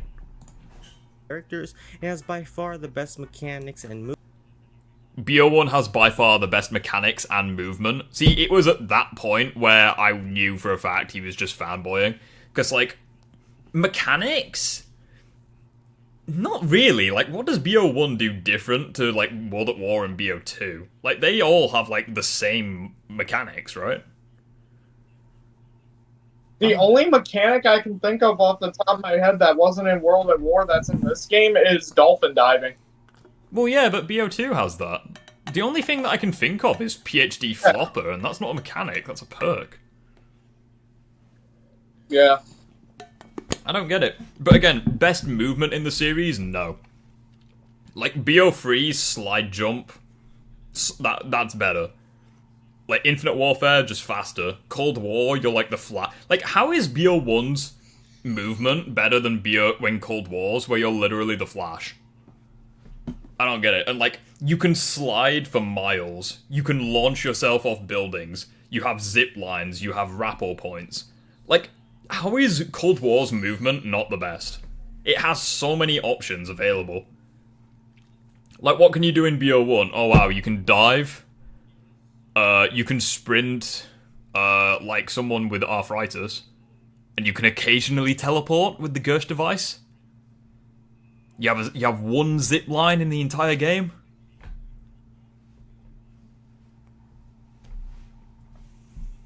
movement system. In BO3, the zombies are on crack and swing at 60 miles an hour. In BO1, the regeneration when getting hit is fast, and you are actually able to dodge zombies. You can dodge zombies in BO3. And in BO3, you have the zombie shield, which protects you from zombies altogether.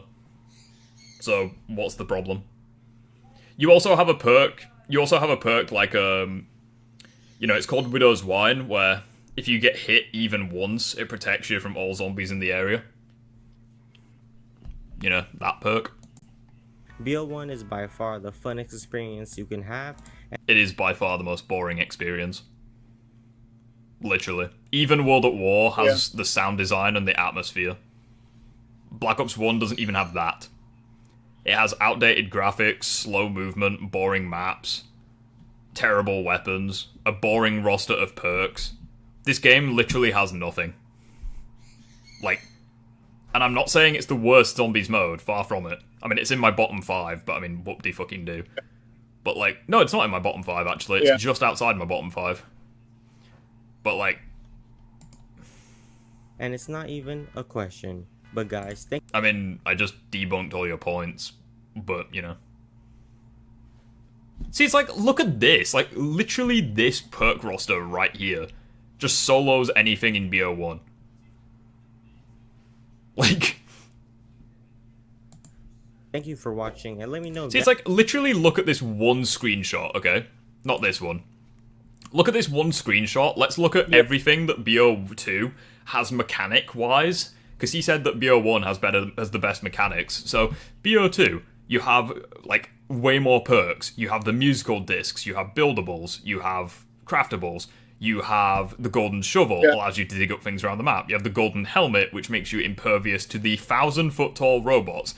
You have different alternate weapon fire modes, such as the Sekhmet's Vigor for the staffs. You have different grenades.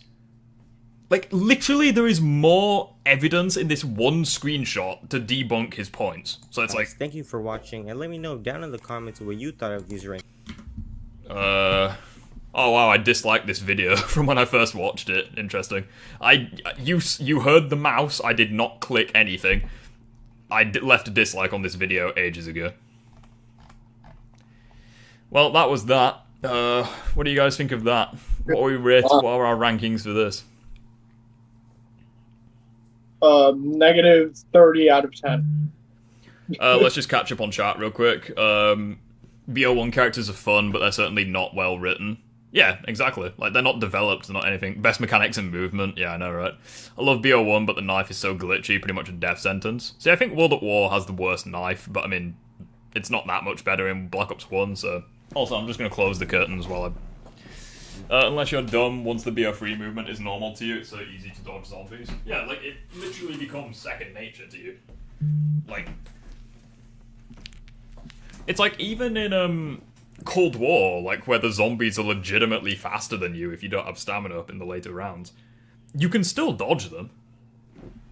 You know? It's possible. The only reason people would play BO1 is because high rounds are different. They are different, oh, I bet. Well, yeah, but, I don't know. It's like... He's saying that, like, BO1 has, like, the best casual experience, but it's like, if that's the case, then why isn't Black Ops 4 and Cold War, like, your highest? Because, like, BO4's high rounds are a joke. Same with Cold Wars. Like, Cold War, it's just a matter of... Like, once you've got everything maxed out, you can go to whatever round you want. That's the only difficult thing of Cold War. Just maxing everything out. And even then, it's not difficult, it just takes a while. I remember when you did dislike it. Cancel it out of 10. Give it a 0 out of 10. Vanguard should have been the best zombies. Yeah, facts. What are we looking at now? BO1 is more difficult, so what? Yeah, exactly. It's like... This video made me cry and made my day. What, are you referring to my stream or the video we just watched? I'd believe it in any case. See, there's another... Yeah. See, there's a PlantsVsZombies video we could try, but maybe another day, just because the thumbnail of my stream, but... what do you fancy doing now? I don't mind.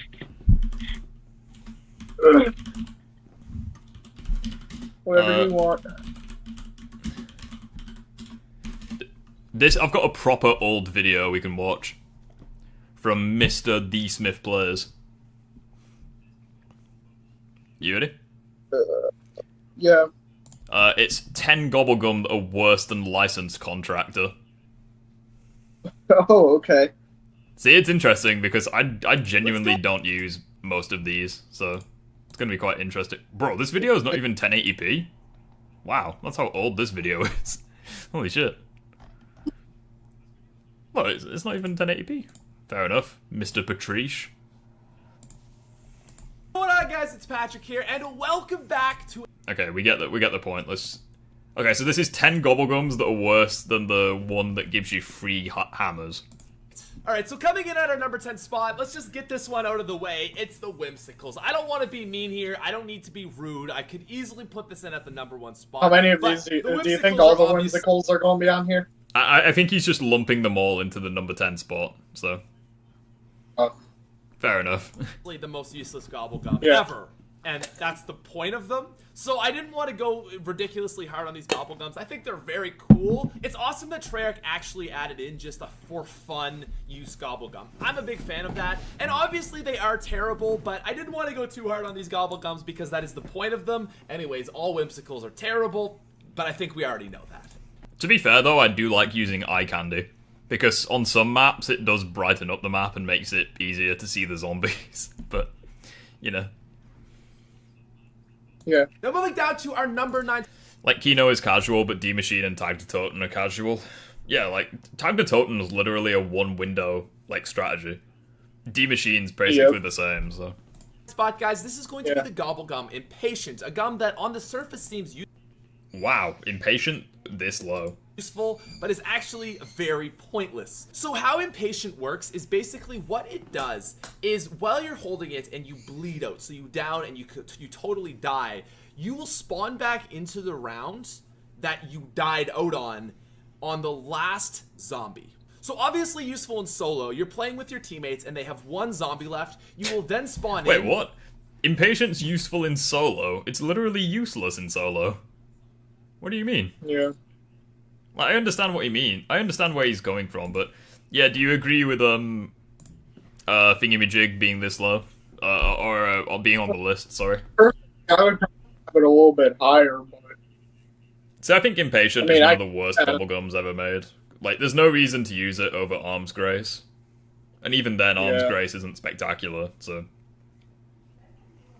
Grace and actually get your guns back. The other Gobblegum that makes impatient useless is coagulant. If you have a longer bleed out time, you're not gonna bleed out. Again, like when are you ever gonna use coagulant? Your guns anyways. Like, what's the point of using impatient when you can use these other two better options? Number 8, and I'm ashamed to say that this is an ultra rare mega.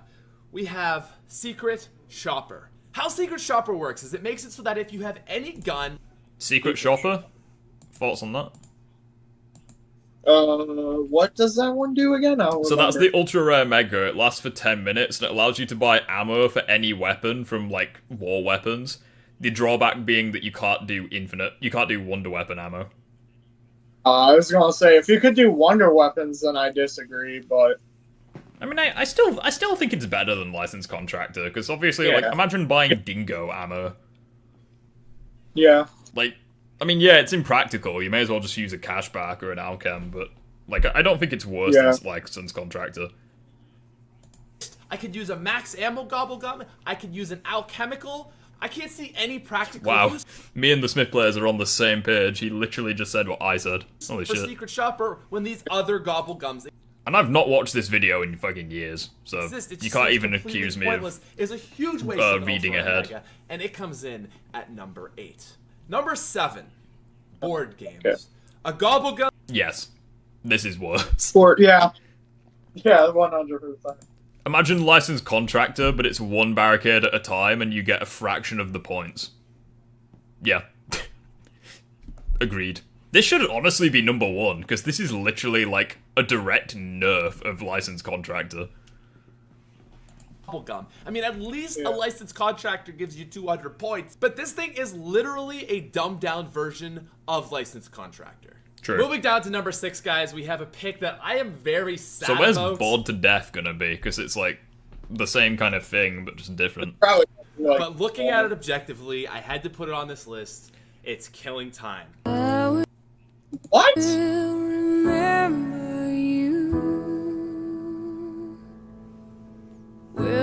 I don't. See, I think of this music when I think of the Smith Plays' YouTube channel. It's Killing Time. I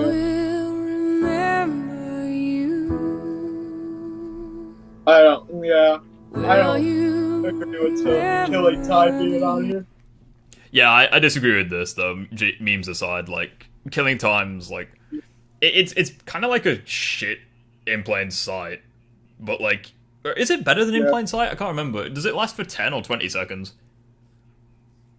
I guess 20. Surely 20, right? If it lasts for 10 seconds, then it's worse than In Plain Sight. Because In Plain Sight has 2 uses. Yeah, I think it lasts. Yeah, I agree with Melon players. Like, if Wonder Weapons, it would be way better. So, like, if Secret Shopper, like, if you could buy ammo for it, it would dynamically change the game. Because, say, for example, you were camping, you'd then camp by a wall weapon, wouldn't you? So, like, it would change your game and how you play. So I think that would be quite interesting. It's a shame that they made it like that. Or they didn't make it like that, I guess. A once great Gobblegum has slowly over time been reduced to being absolutely pointless. Can anyone tell me a single use besides Codename Pizza's myth-busting Mondays? Yeah, a reason that is a fair point. Killing time affects the game in really weird ways. So, like, I guess that's a reason to... Like, Codename Pizza, it's probably, like, double S tier for him. Since his YouTube channel probably wouldn't be where it is today without Killing Time. And those myth-busting videos. Use Killing Time. To freeze time, to stop the zombies from coming to you, there's so many better options. You've got Undead Man Walking, you've got Idolize, which will just make the zombies completely stop. Oh, okay, fair enough. Yeah, Idolize completely solos Killing Time. I'm pretty sure it lasts for like 4 times as long or something. Yeah, I'm pretty sure. sure. It has a ton of really good uses, but the thing is Killing Time has just been replaced by all these other Gobblegums. Oh wow, it freezes the really Panzer? I didn't know that. Rip my boy Killing Time, but it's basically been rendered useless now. Number 5. See, it's interesting because the title is Gobblegum's worse than Licensed Contractor, but maybe he's going over Gobblegums that just have better alternatives. And if that's the case, then I would agree with Killing Time being on the list. But, like, it's not worse than Licensed Contractor. Like, it's just not. Always done swiftly. It's a Gobblegum that makes you aim faster. What do I even say about this thing? You've got attachments for that. Why do you need a Gobblegum to help you aim faster? Like, of all the things, even classic. Quick draw and stock, you've permanently got this Gobblegum activated. So you've got in plain sight, you know, save your life. You've got alchemical, give you more ammo. You choose to run, always done swiftly. I've just never seen a practical use for this Gobblegum. So for that reason, it's on this list. Number 4, Respin Cycle. So I said this in the intro. Respin Cycle. See, it's like, I think Respin Cycle is also better than Licensed Contractor, but I mean, there's a lot of different mystery box related ones, so.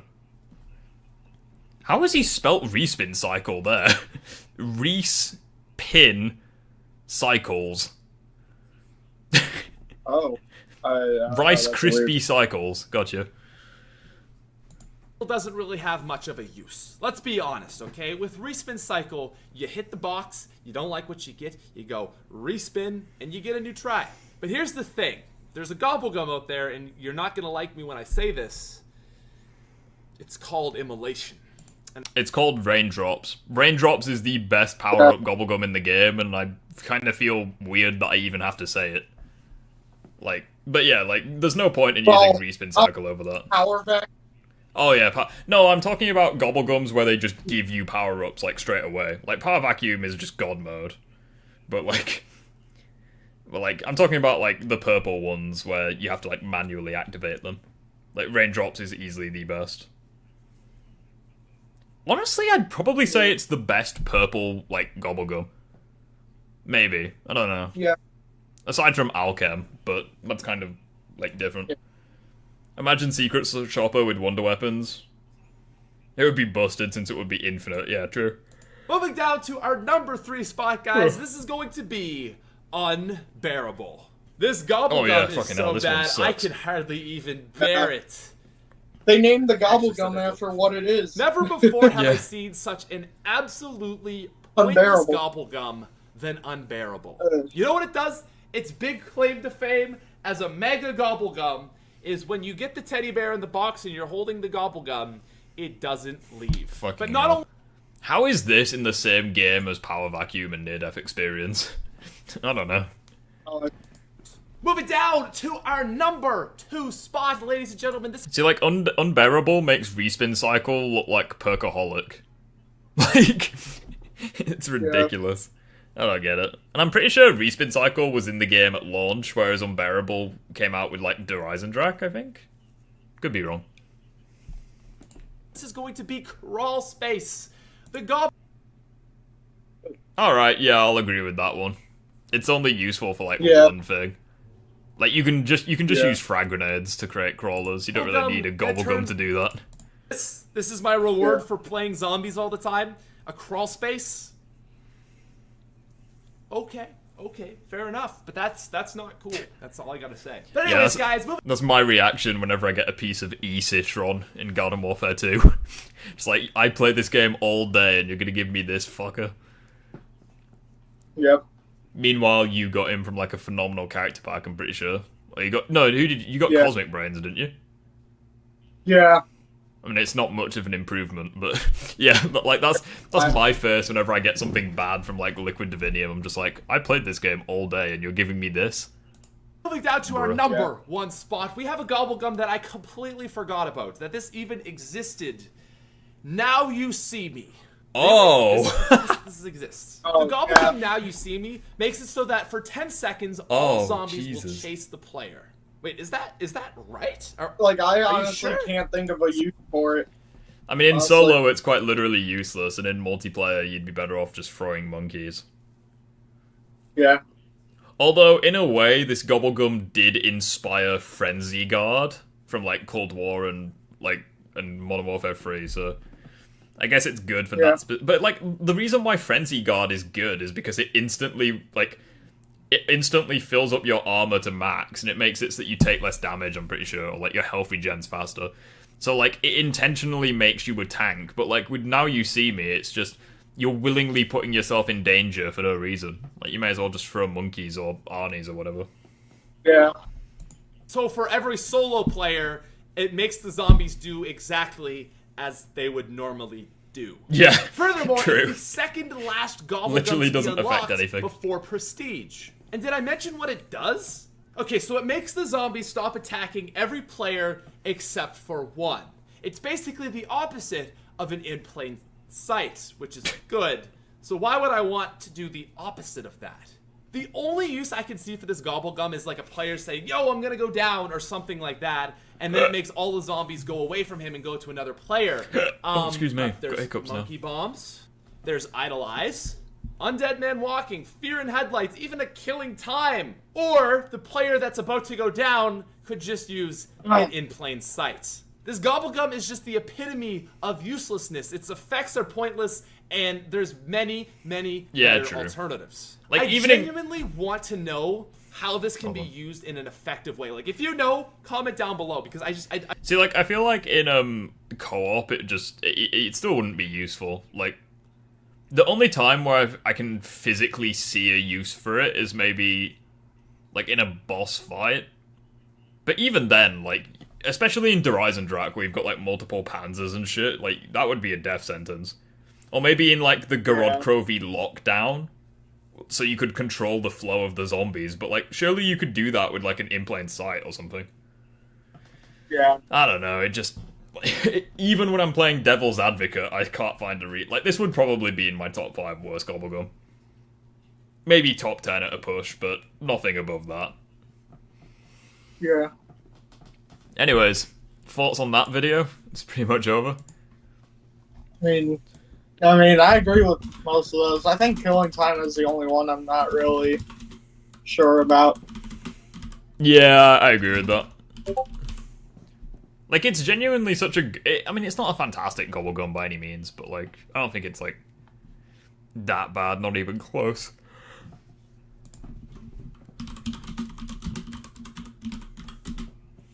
Hold on. Probably the most memeable YouTuber, hold on. I can't fucking spell, hold on. I'll be excited when you upload another hot take video. I have quite a bit. Nice. Maybe I will, to be honest. Okay, Alia ranked every single Call of Duty from worst to best.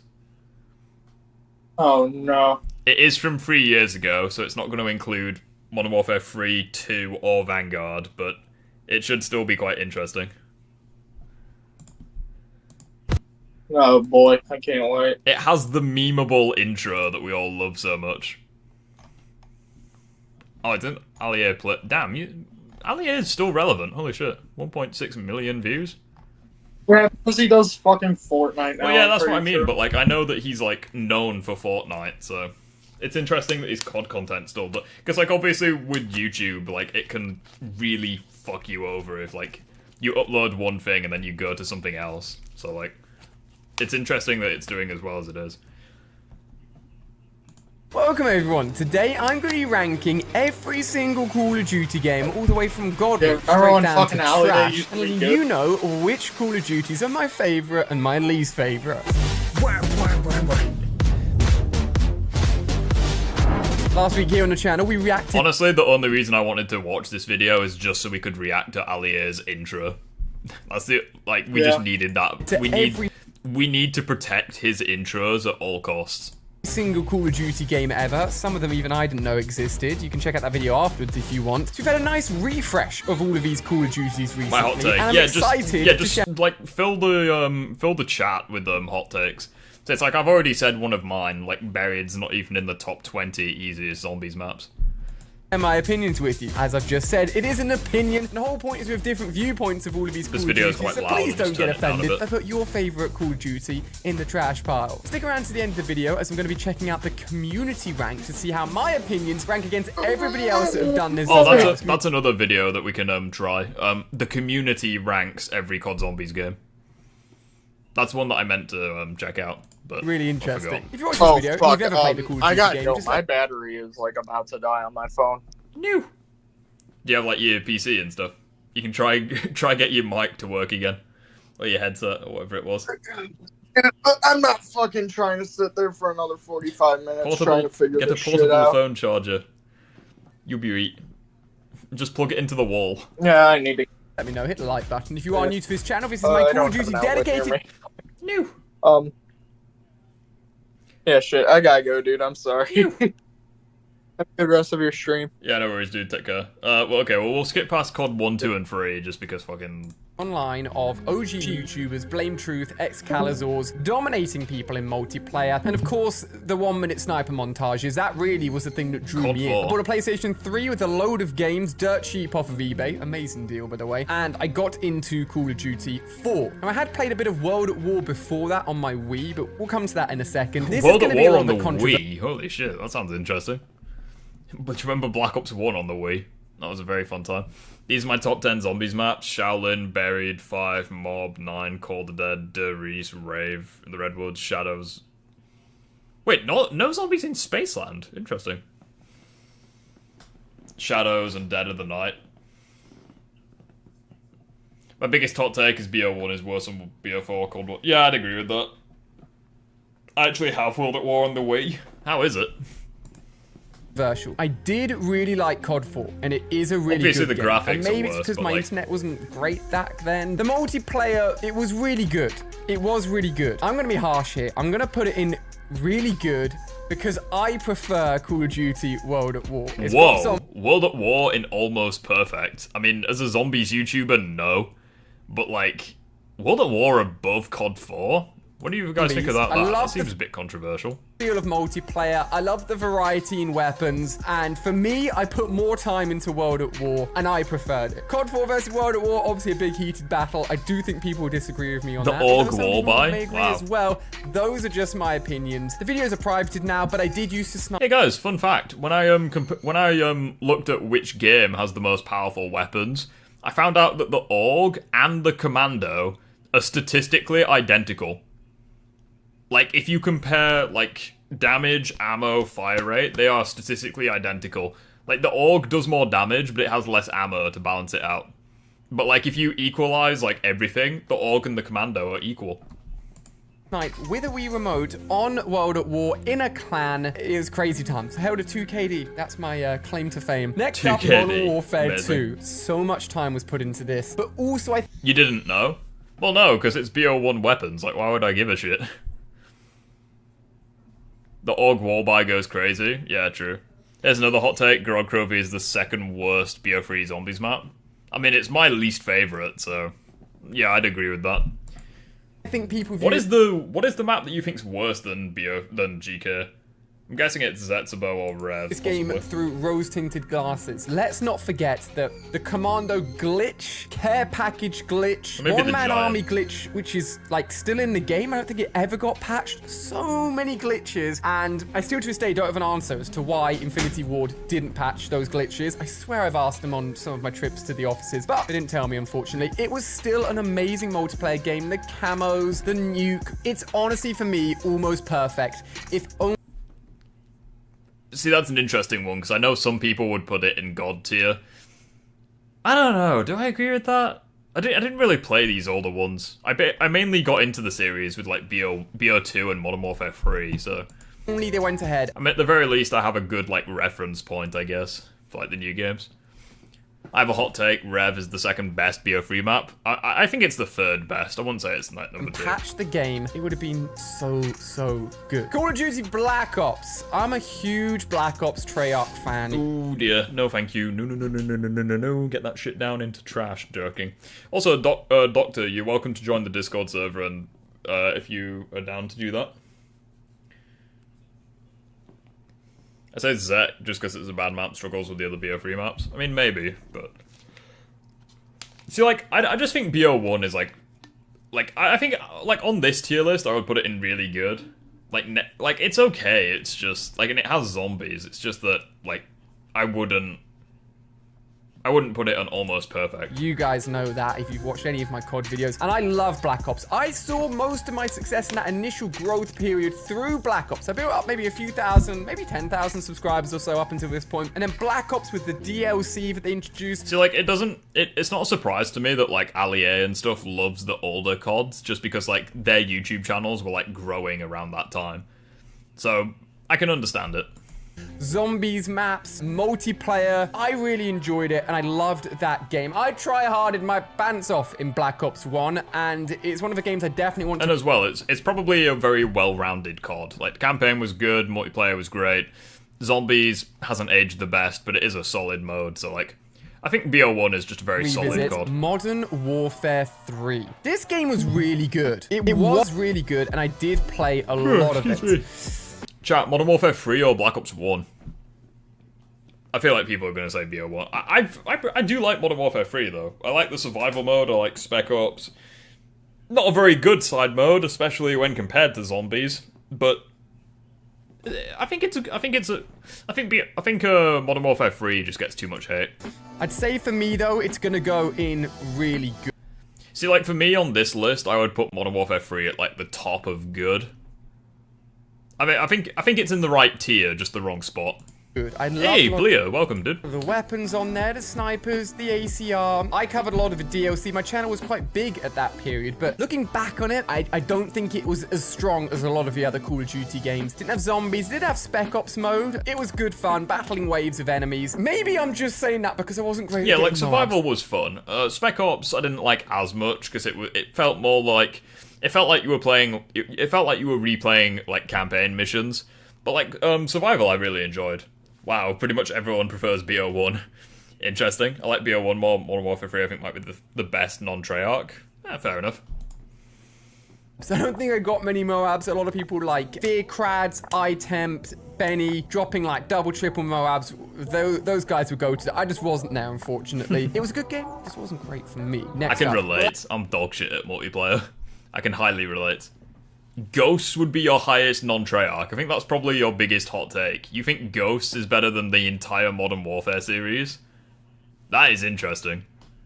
Gonna go have dinner? You know where he's at, go, sit, go. Black Ops 2. So, when people ask me what my favorite Call of Duty is, it's a tie generally between two games. And one of them is Black Ops 2. I'm gonna put this game all the way up in God. I mean, we saw this coming. Like, everyone puts BO2 in God tier, but like... What COD do you reckon is going to be his second favourite? Can I just be completely honest? I feel like he's going to rate COD Ghosts really high. Because I remember his gun game videos on Ghosts were legendary. The game itself, shaky, but his videos were good. I liked watching his videos. It was so good. Everything. Ghosts is B tier? Yeah, where would you guys rate Ghosts? The MSMC, the M8, the competitive mode as well, where you could grind. I think for me, it's probably like C or D tier. So like on this specific tier list, if I go back to like the tiers, hold on.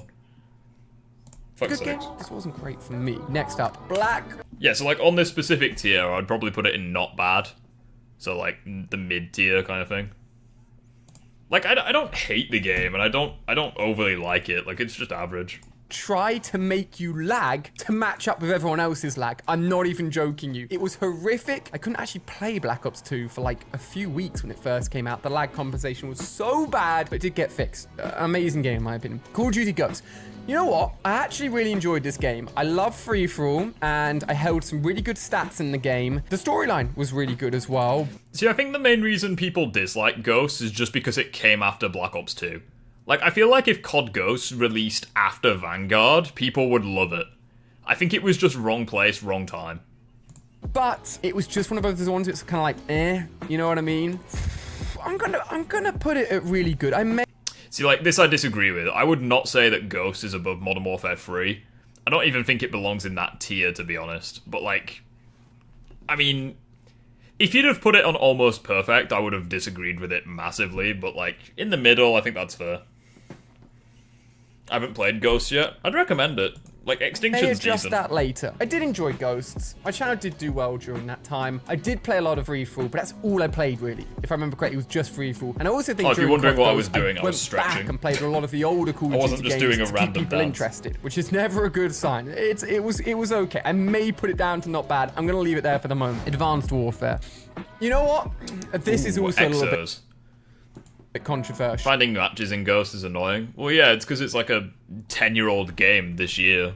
So, no, it is a 10-year-old game. It's going to be 11 years old this year, so it's very difficult. World War II is actually a pretty good COD. I don't know, I just think it's an average COD. Well, like, I enjoyed the multiplayer in World War II, but there was no mode where I was like, damn, this is great, you know? Actually think Advanced Warfare was a really good game with a few mistakes. It's the very first Call of Duty game. See, weirdly, I do kind of agree with that. Like, it's a really good game, it just made a load of mistakes, but I wouldn't put it in, like, really good. To add in an ability which let you move more than just a single jump. You had, like, the boost jump. The boost jump was too excessive. Like, you just flew. It was insane. And the other thing they really started to ramp up then was skill-based matchmaking. It was terrible in that game. This is Sledgehammer's very first, like, own main Call of Duty game, and they were... See, if that's the case, then that's interesting, because I feel like skill-based matchmaking only really took off as being, like, a legitimate complaint around the time of, like, Modern Warfare 2019 and Black Ops Cold War, so it's very interesting that skill-based matchmaking, assuming that this is true, obviously, I don't fucking know, like, assuming that that's the case, then skill-based matchmaking has been in the game, has been in COD for nearly 10 years. Wow, that's interesting. Really bold with what and even then, in Black Ops 2, he said something about, like, lag equalization or lag cancel or whatever, so obviously it's not the same as skill-based matchmaking, but it's like, these systems have been in COD even since, like, BO2, the fan favorite, so I don't know. I feel like people are just complaining to complain. Like, you guys know me, like, that's probably my biggest hot take. Skill-based matchmaking is not a bad problem. It's not a bad thing. Like, it really isn't. Like, if you're crap at the game, skill-based matchmaking doesn't make any difference. And if you're good at the game and you're getting killed by other players over and over again, you should be good enough to find a different strategy. So it's like, if skill-based matchmaking was a legitimate issue, and, like, it was as bad as everyone sounds, then why would we have, like, Tim the Tatman? Why would we have, like, Marley 13? Why would we have Dr. Disrespect? Why would we have these people who are legitimately broken at competitive games? Because by people's logic, skill-based matchmaking should make everyone equal, but it doesn't. Like, yes, these people that I'm referring to, they do lose once in a while. But, like, just get better at the game. Or be like me and just be shit at the game for 10 years, and then it won't affect you, you know? They did, you know, with the jumping, the map design, and they also introduced crates, weapon crates for the very first time, supply drops, and tons of weapon variants. Like, there was some cool aspects to it, but there's a lot of backlash about the supply drops, and some of the weapons in there were better than the base version, so it was a lot of pay to win. See, like, I do agree with the pay to win aspect, but I think the main problem was just there was 2 weapon variants that were just broken. Those being I think it was the Ball 27 Obsidian Steed and the Ball 27 Inferno.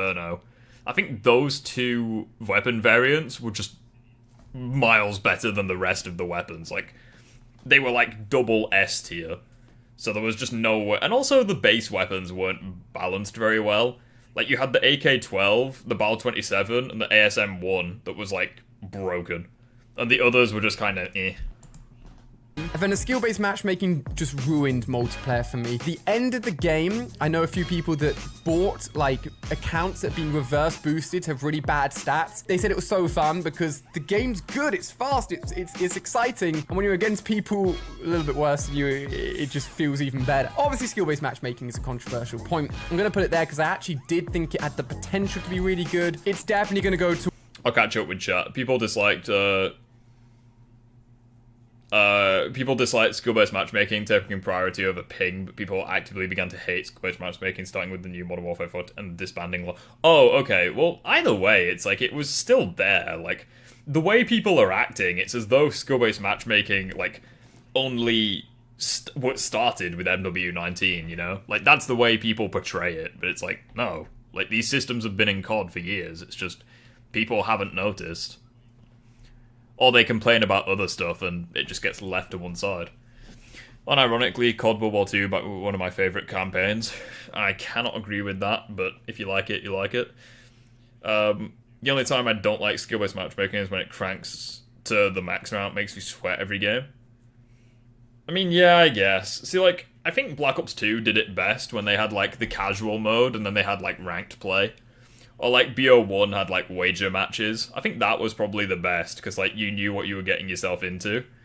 But, like, if you want a casual game of multiplayer, it's like a roll of the dice, you know? Which is why I always play zombies, because the only person's skill that I need to worry about is my own. So... might just have bias towards it because it was your first COD. Damn. What was everyone's first COD? For me, it was Modern Warfare 3 and Black Ops 2. Towards the bottom. Obsidian Steed was peak. There were some other pretty crazy variants. Yeah, there were some good ones, but, like, Obsidian Steed just broke the game. I think, yeah, I think Advanced Warfare's... And again, I think that was the main problem. The fact that the variants were better than the base weapons.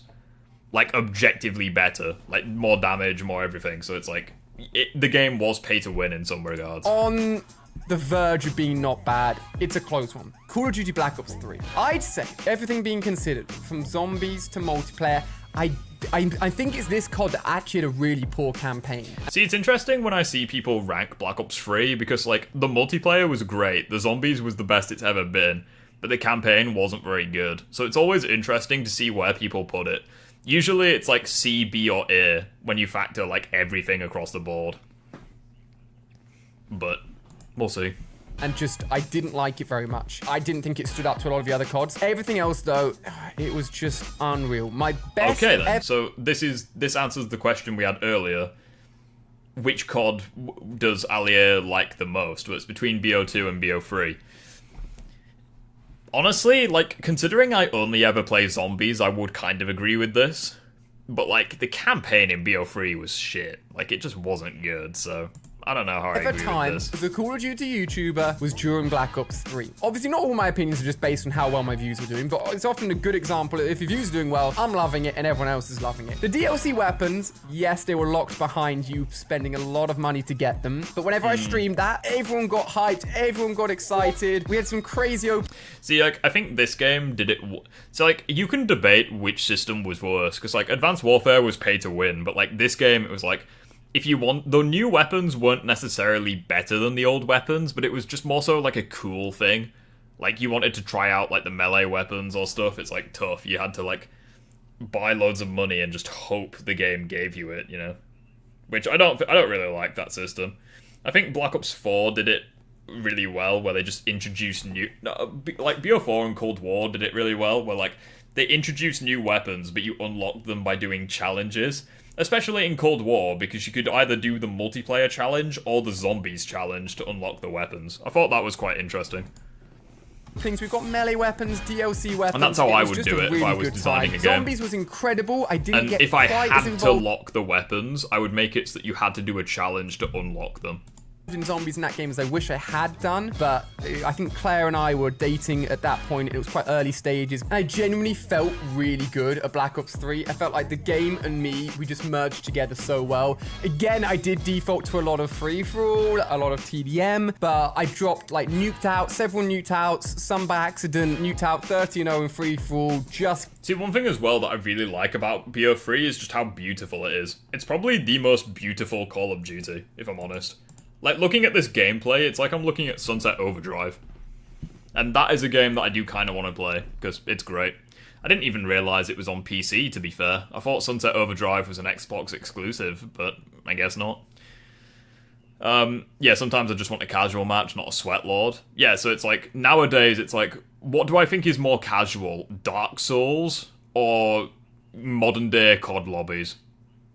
Dark Souls. It's not even close.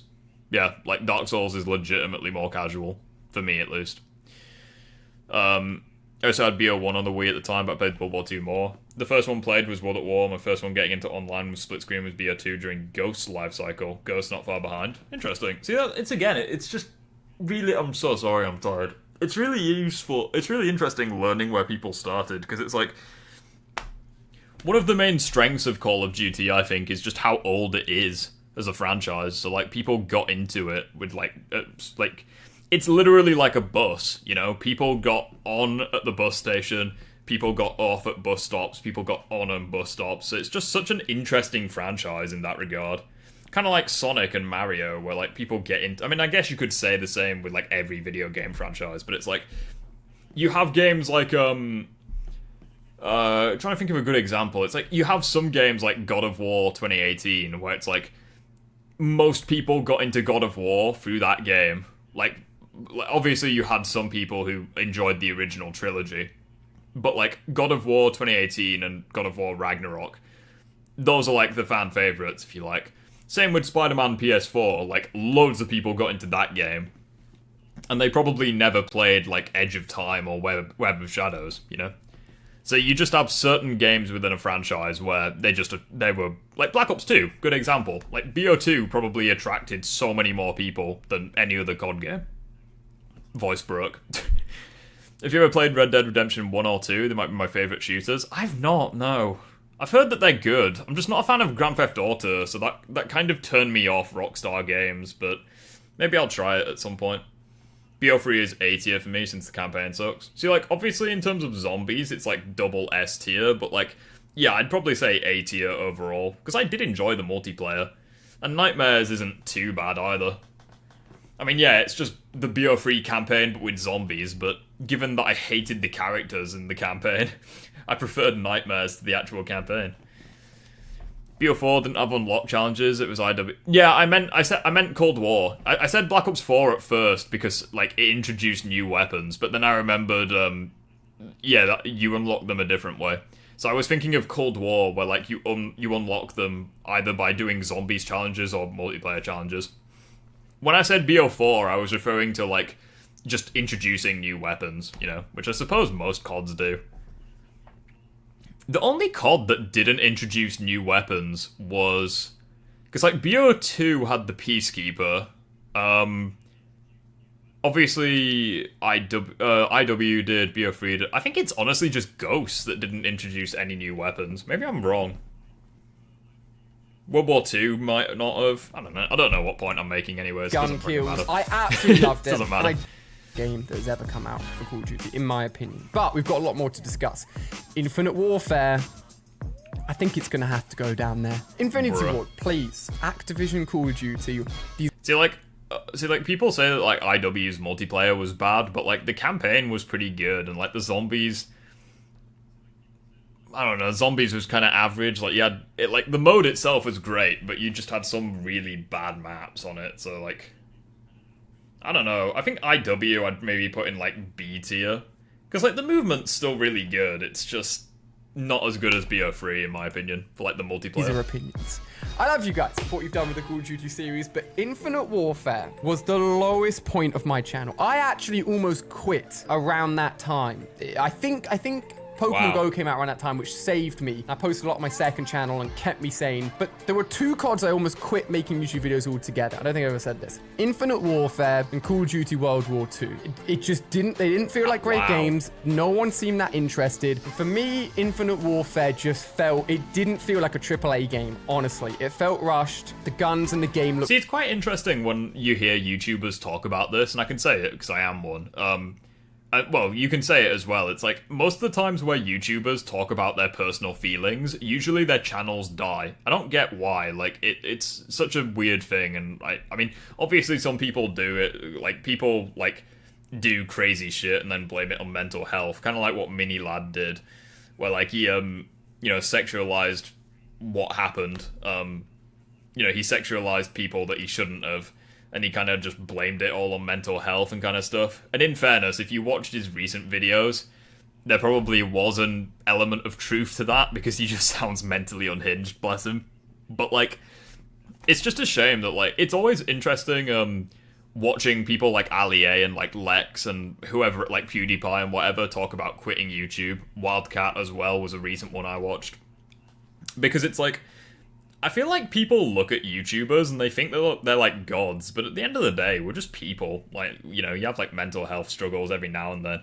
I just think it's interesting that people have such a negative outlook on mental health, like, because people just blame shit on it, that when genuinely nice people talk about it, it's met with negative reception. I just think it's such a shame.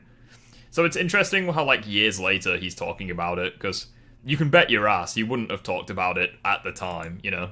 Look great and not great. I just wasn't interested in it, and I couldn't go back and play that game. I'm really sorry. And then after Infinite Warfare, Call of Duty World War II, I'm just gonna put it in bad. It's interesting as well with Alia, because he didn't play much Black Ops 3's. Wow, he put BO3 above BO2. I didn't even notice that. But it's like, it's interesting why BO3 is at the top of the list, because like Alia didn't even play much BO3 Zombies.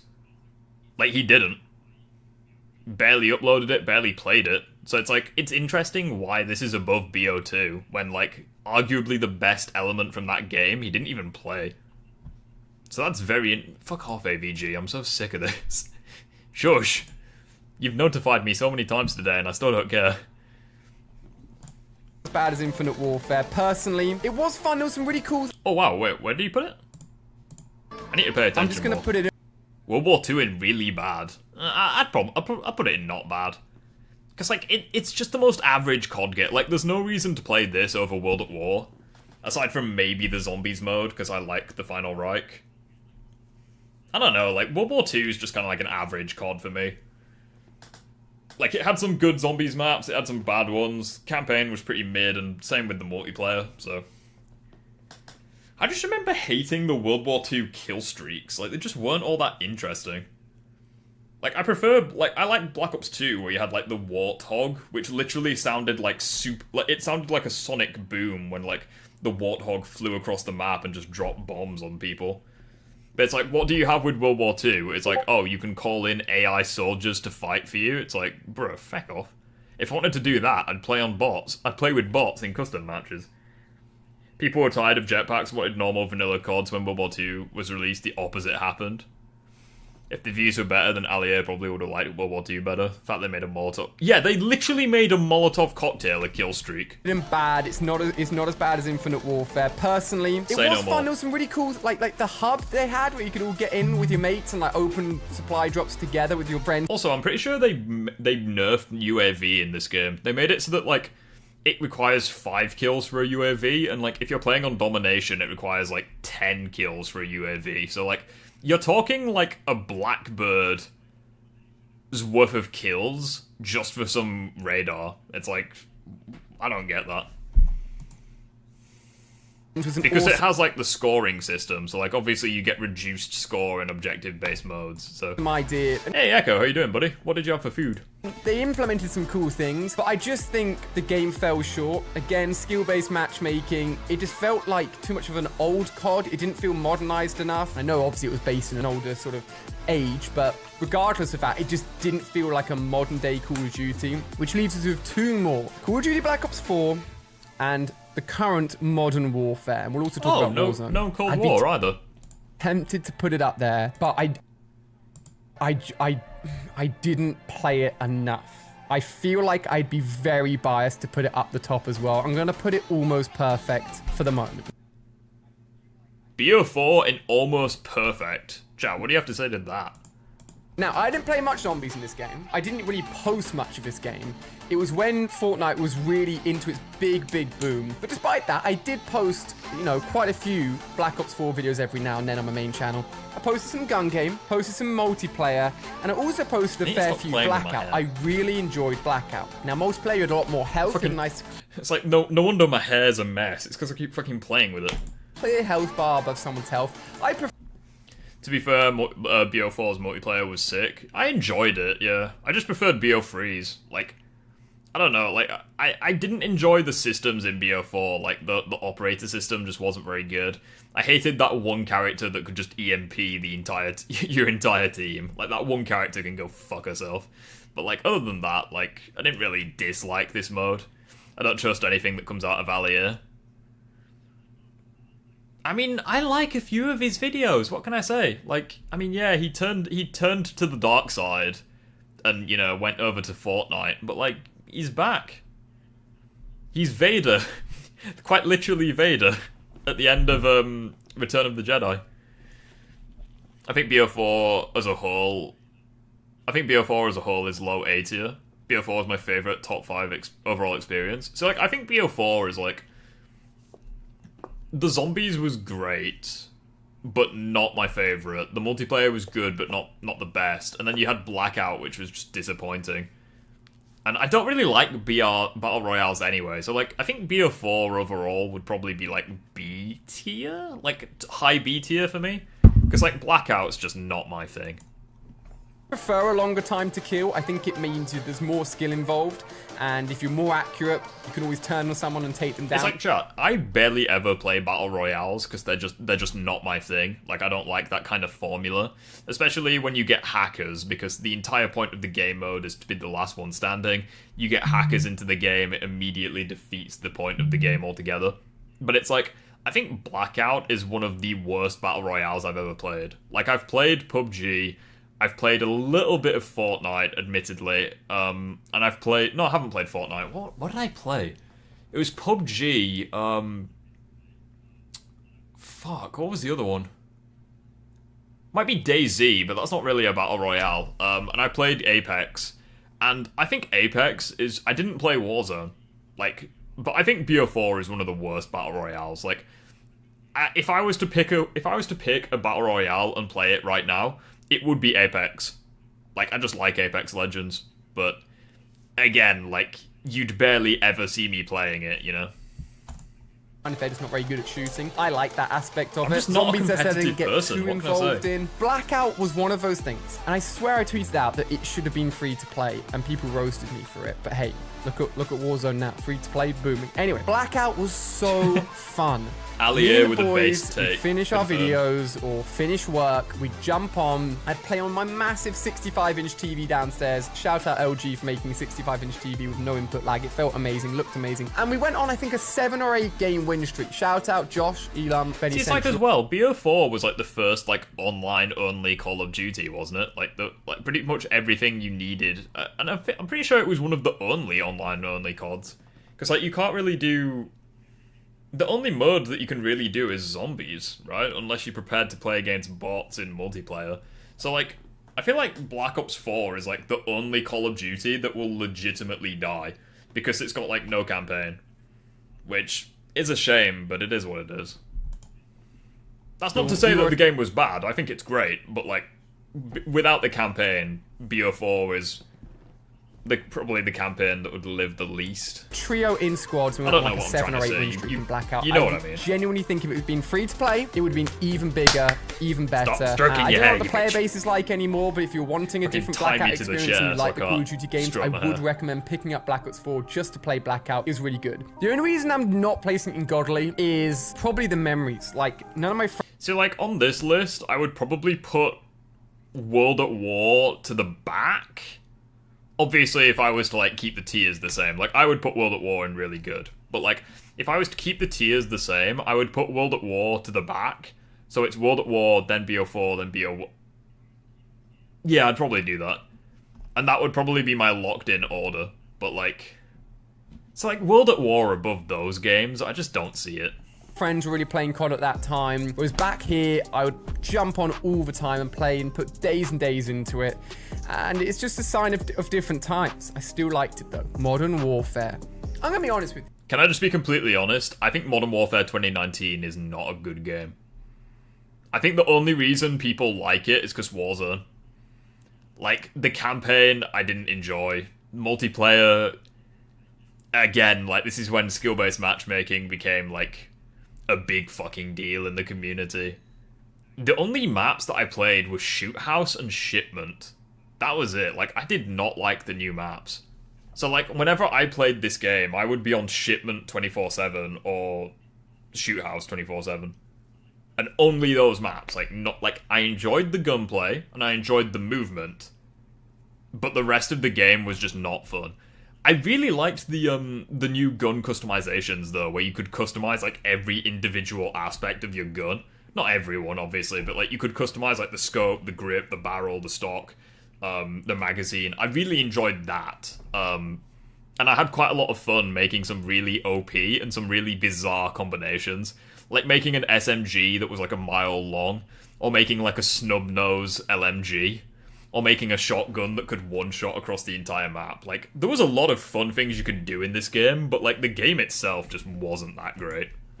When Modern Warfare launched, possibly the most overrated Call of Duty in my opinion, last year, and it was just multiplayer, I was glad that I wasn't a COD YouTuber, because the multiplayer just wasn't my jam.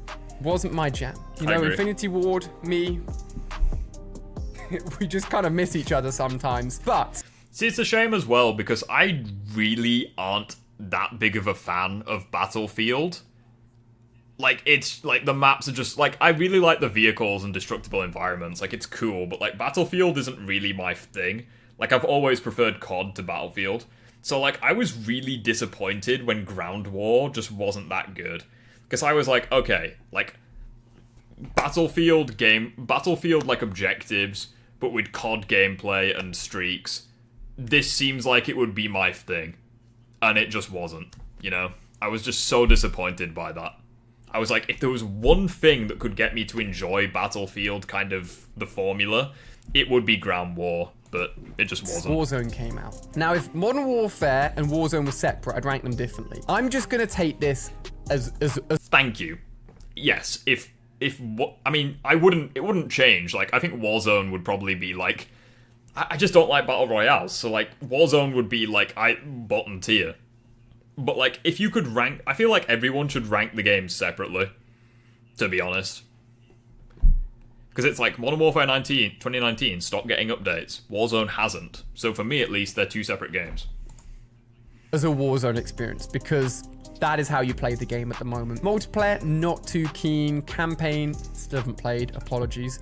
And yeah, Warzone, however, though, wow. We gotta give credit where credit is due. They made a really balanced map from the get-go. They implemented multiplayer and creator class and weapon customization in a really cool way. And the contract means the flow of the map just works so well. There's constant action. You're always seeing people, despite the map being big. They really have created a top tier battle royale experience. I would agree that, like, Warzone's better than Blackout, but I don't really know. What do you guys think? Blackout or Warzone? I don't think either one of them's spectacular, though, if I'm honest. BO4 has local split screen, but yeah, I know, but, like, most of them do, so it's not like... Like, when I'm saying that BO4 has the shortest lifespan, I mean, like, the features within the game, like, you know, like, no campaign or anything. So, if Black Ops 4's systems were to completely die, it would be like, okay, well, you effectively can't play this game anymore. Because I'm fairly certain you have to log into the COD servers just to play, like, split screen on BO4, which is completely stupid, but... PUBG and Blackout, I enjoy both. Yeah, fair enough. I didn't mind PUBG. It's just that I played it for an hour with friends, and they carried me. And we still didn't even win, so I'm pretty sure we got to, like, number 6 or something. There's some good stuff on BO4. Because of that, it's A tier. Yeah, fair enough. and it is very, very commendable and very, very impressive. Arguably, Warzone is separate to Modern Warfare, and Warzone is going to carry over to Cold War. So if I was rating this as it was, I'd just put it in, honestly, one of these two. But for Warzone alone, it's going to be up there. But I'm going to average them out. I'm going to put it in here. This one, I think, is... See, like, if I can be honest, I think that, like, if Warzone was, like, my thing, I would honestly probably put Warzone in God tier. Purely because, like, it's free, it's still getting updates even to this day, you know, it's clearly got, like... I don't know. Maybe it wouldn't be, because it doesn't have zombies, though, so... It's very interesting how you'd rate these games. I honestly don't know, but... Modern Warfare 2019, not bad or really bad. Is a little bit controversial. I'm happy with It'll that. be interesting to see what you guys think. I think you can see my bias here. Top 5 all Black Ops games. It's just my opinion, genuinely. Treyarch aren't paying me. And I think down the bottom here... So it's like, looking at this tier list overall, I actually don't mind it too much. I think that the OG Call of Duty games should be lower down. I just don't think they hit as hard as, like, COD 4 onwards. The really good tier, I don't have that big of an issue with. I would rearrange a couple of them, but Almost Perfect, I wouldn't have World at War in that tier, but other than that, it's pretty good. And then God tier, again, if it was for the zombies, I agree with. So, overall, what are your rankings for Alia's COD tier list? I honestly don't mind it. Probably have some similar I've definitely opinions. seen It'll worse. be this middle block where a lot of people have differences. I've definitely seen worse. So, yeah, with that being said, we'll try another one if we can. Actually, hold on. I just need to piss. I will be right back, chat. Don't go anywhere. I will be right back.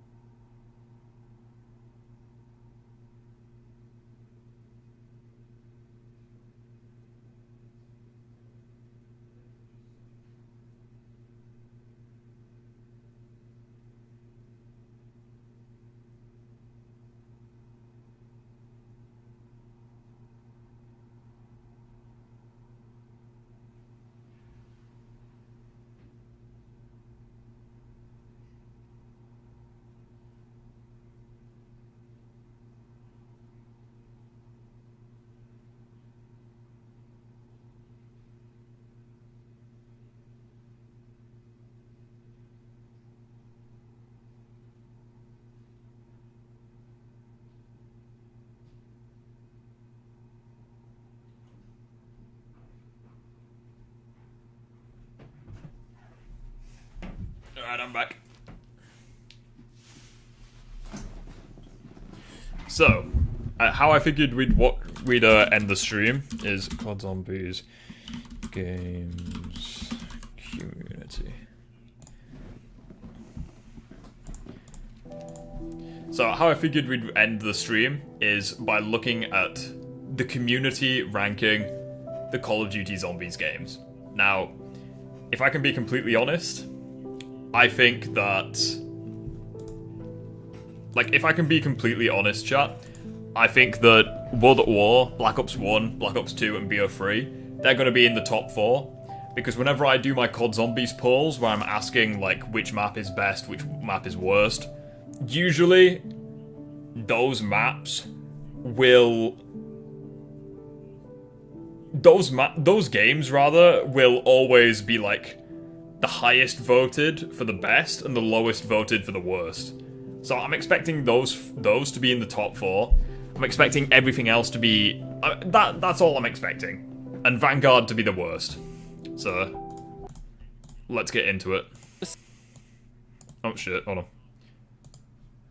Ranking every Call of Duty Zombies from worst to best. The community is always very vocal when content creators rank anything COD related, so I thought to myself, why not have the community do the ranking instead? Also, subscribe to this guy, by the way.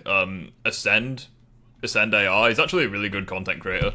I really enjoy his news-related shorts. They're pretty good. With that in mind, I made a Call of Duty Zombies tournament where I made 15 polls where each one had 2 COD Zombies face off to have a winner, and these polls ended up having over 250,000 votes. This means the sample size is large enough to make this video accurate to the entire community's feelings about zombies. And with all the results... See, it's interesting because I feel like if he puts like BO1 against like Vanguard, obviously it's going to be like a 90% thing.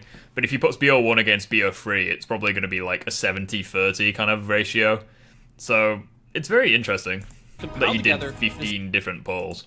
Every Call of Duty Zombies ranked from worst to best. 10th, Vanguard, a game made by Sledgehammer. Yeah, we saw this one coming. Actually made by yeah, who's surprised by this would not be me. When it was announced that the studio that created the mode was making zombies, the expectations skyrocketed and boosted short-term sales. But what they didn't say was that this mode got dumped on Treyarch last minute, and they fumbled the ball right out of the gate, with Diron Fong being the worst reviewed launch map in Zombies history. And the second one wasn't any better, and pretty much completely killed the mode, and is why this was ranked as the worst Zombies in the polls. After the first 2 maps bombed, the devs went on a 2.5 season hiatus to bring us the next Zombies content, where they gave us the round-based map Shino Numa remake. The votes at every poll, not 250,000 Yeah, that's what I mean. I mean like 250,000 votes overall. That's what I mean. Like, that's still really, really good. And it was actually fun with a good Easter egg. I think this map was better than anything we got in the 9th place game. Although, let's be honest, if this guy had 250,000 votes in every poll, I wouldn't be surprised, because, I mean, he's got, like, 74,000 subscribers, so it's like...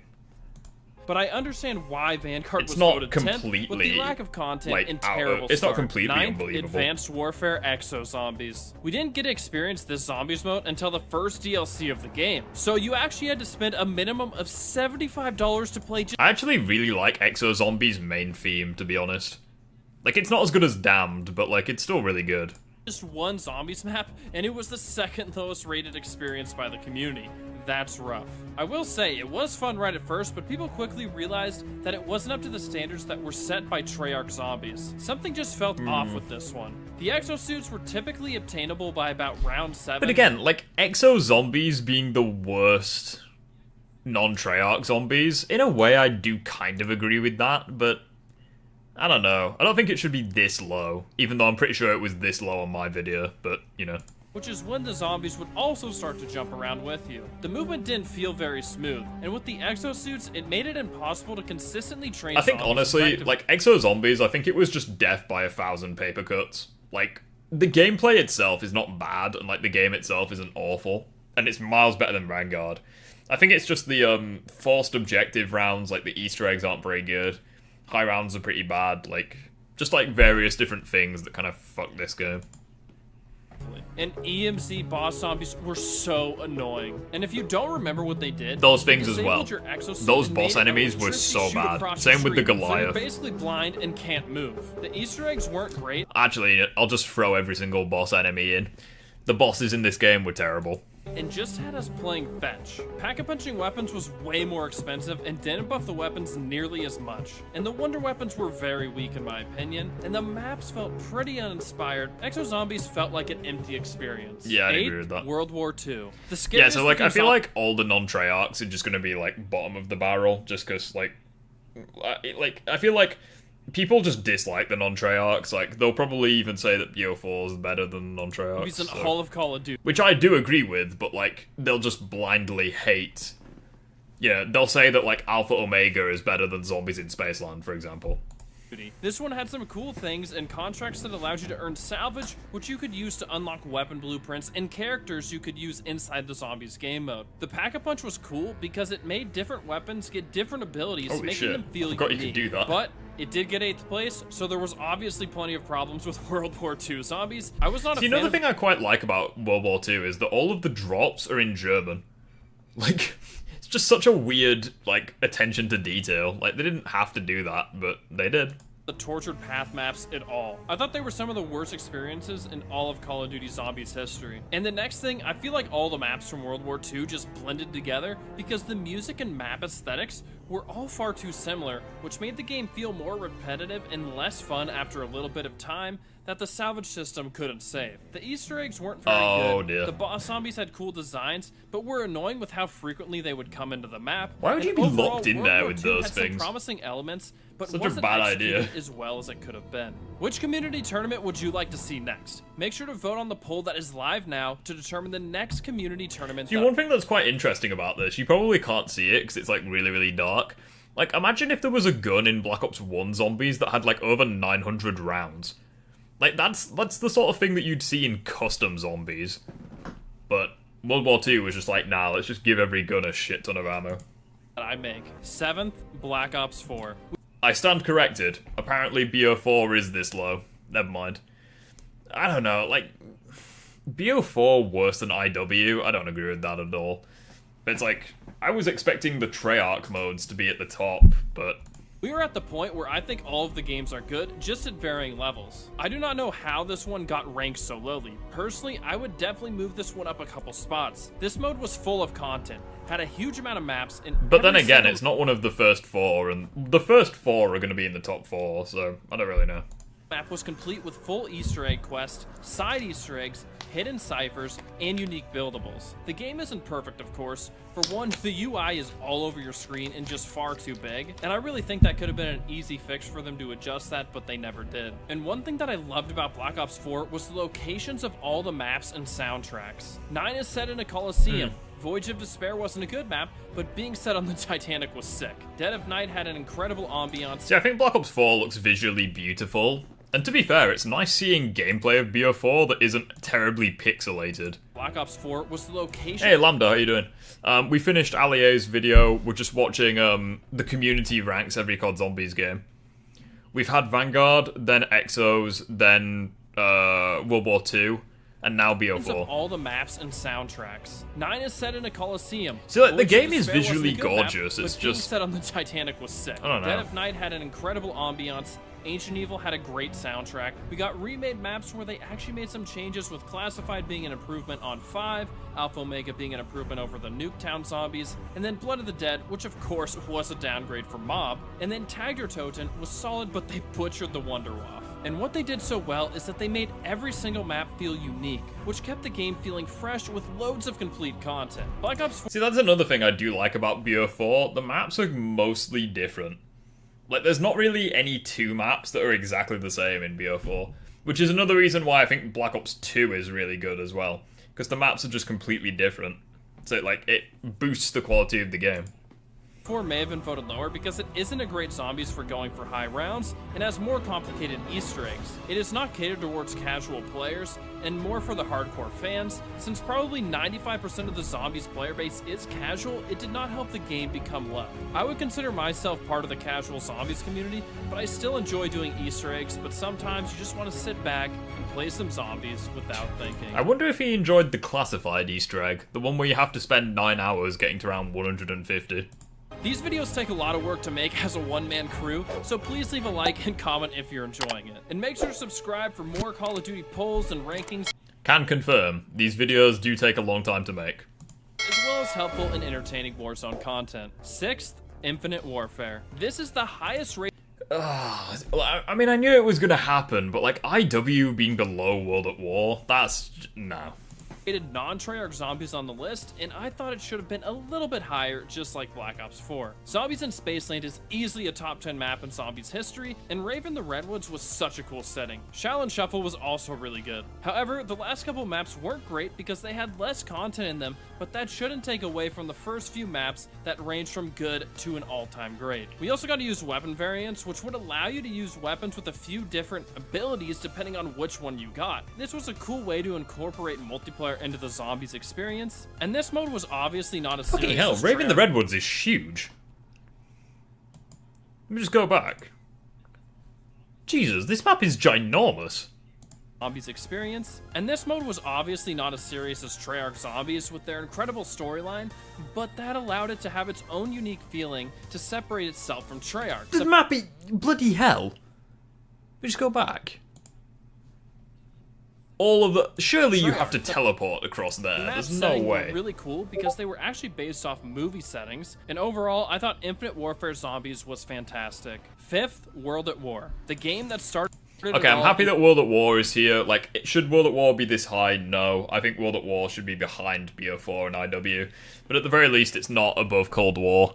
Cold War is definitely going to be up next. And then it's probably going to be BO1, then BO2, then BO3. But I don't know. I like BO4, but I think excuse me. I like BO4, but I think all the remake maps shouldn't have been remakes. But I really like Tag to Totem, but it's not a very good Call of the Dead. See, like, I think Tag to Totem's better than Call of the Dead. Like, I just don't really... Like, Call of the Dead's just not really my thing. But I don't understand why people like it, because it has, like, a better Easter egg than Ascension. But other than that, it's, like, worse in almost every aspect.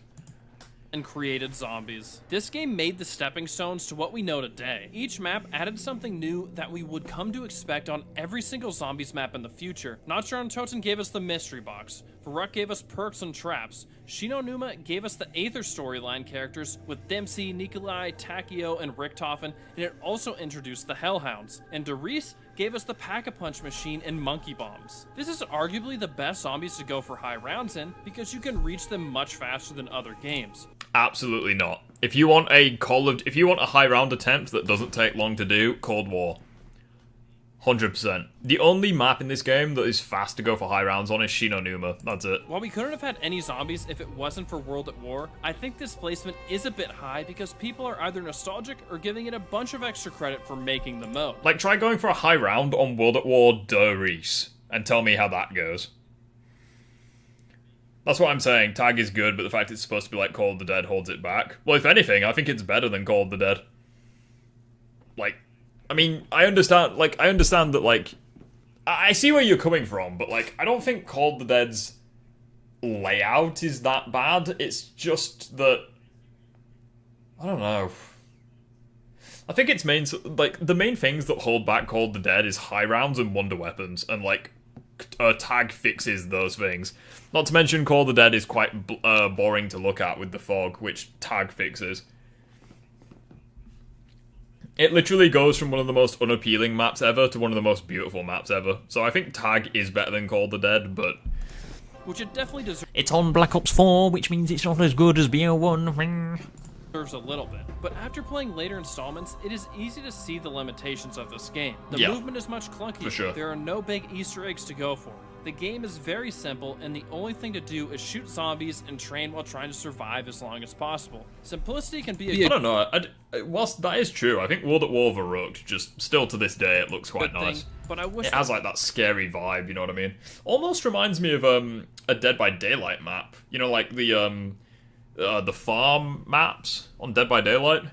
With like the fog and like the dull yellow look. Kind of reminds me of that. There was just a little bit more to World at War Zombies. Fourth, Cold War. This is almost like the anti-Black Ops 4. This one had the best mechanics in any Zombies mode ever. Then where Black Ops 4 had incredible map locations and a few of them were really great, along with fantastic soundtracks, Cold War felt very lacking and uninspired in comparison. And where Black Ops 4 was made for the hardcore fans, Cold War felt like it was made exclusively for the casuals. I felt like the Easter eggs and going for high rounds were far too easy in this game, and I love the weapon rarities because it gives the game so much more variety in what we can use. The game also feels smooth. Outbreak added some even more variety to Cold War Zombies, but I didn't think the mode had nearly as much replayability as regular round-based zombies. Treyarch spent a bunch of their development time on Outbreak, and so while I liked Cold War, I personally wouldn't have ranked it quite this high. As I'm recording this, Justin Herbert just got I think Cold War should be this high. Either in, like, definitely in the top 5, but, like, I don't know if it'd be number 4 or not. I'm making this video, and since I'm a Chargers fan, I'm super hyped. Let me know if you are too in the comments. Third, Black Ops 1. The zombie. Hey! Honestly, I'm happy now. Yeah, like, as long as BO1 is not above BO2, I'm happy. That truly fleshed this out into a full-fledged mode. It continued the Aether storyline that was started on Darius, the final World at War map. And speaking of that story, I think Moon had the best Easter egg of all time and concluded the story in Black Ops 1 beautifully, creating a... Yeah, I think Origins had the best Easter egg, even to this day. But Black Ops 3 had some good ones. Like, I know some people don't like Shadows, but, like... The Horizon Drac had a good one. Zetsubos was pretty basic. You were just getting the cogs to do the to fix the elevator, but it still had some fun challenges.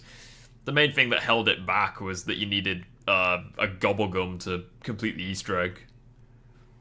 Or at the very least you did. I don't know if they fixed it, but...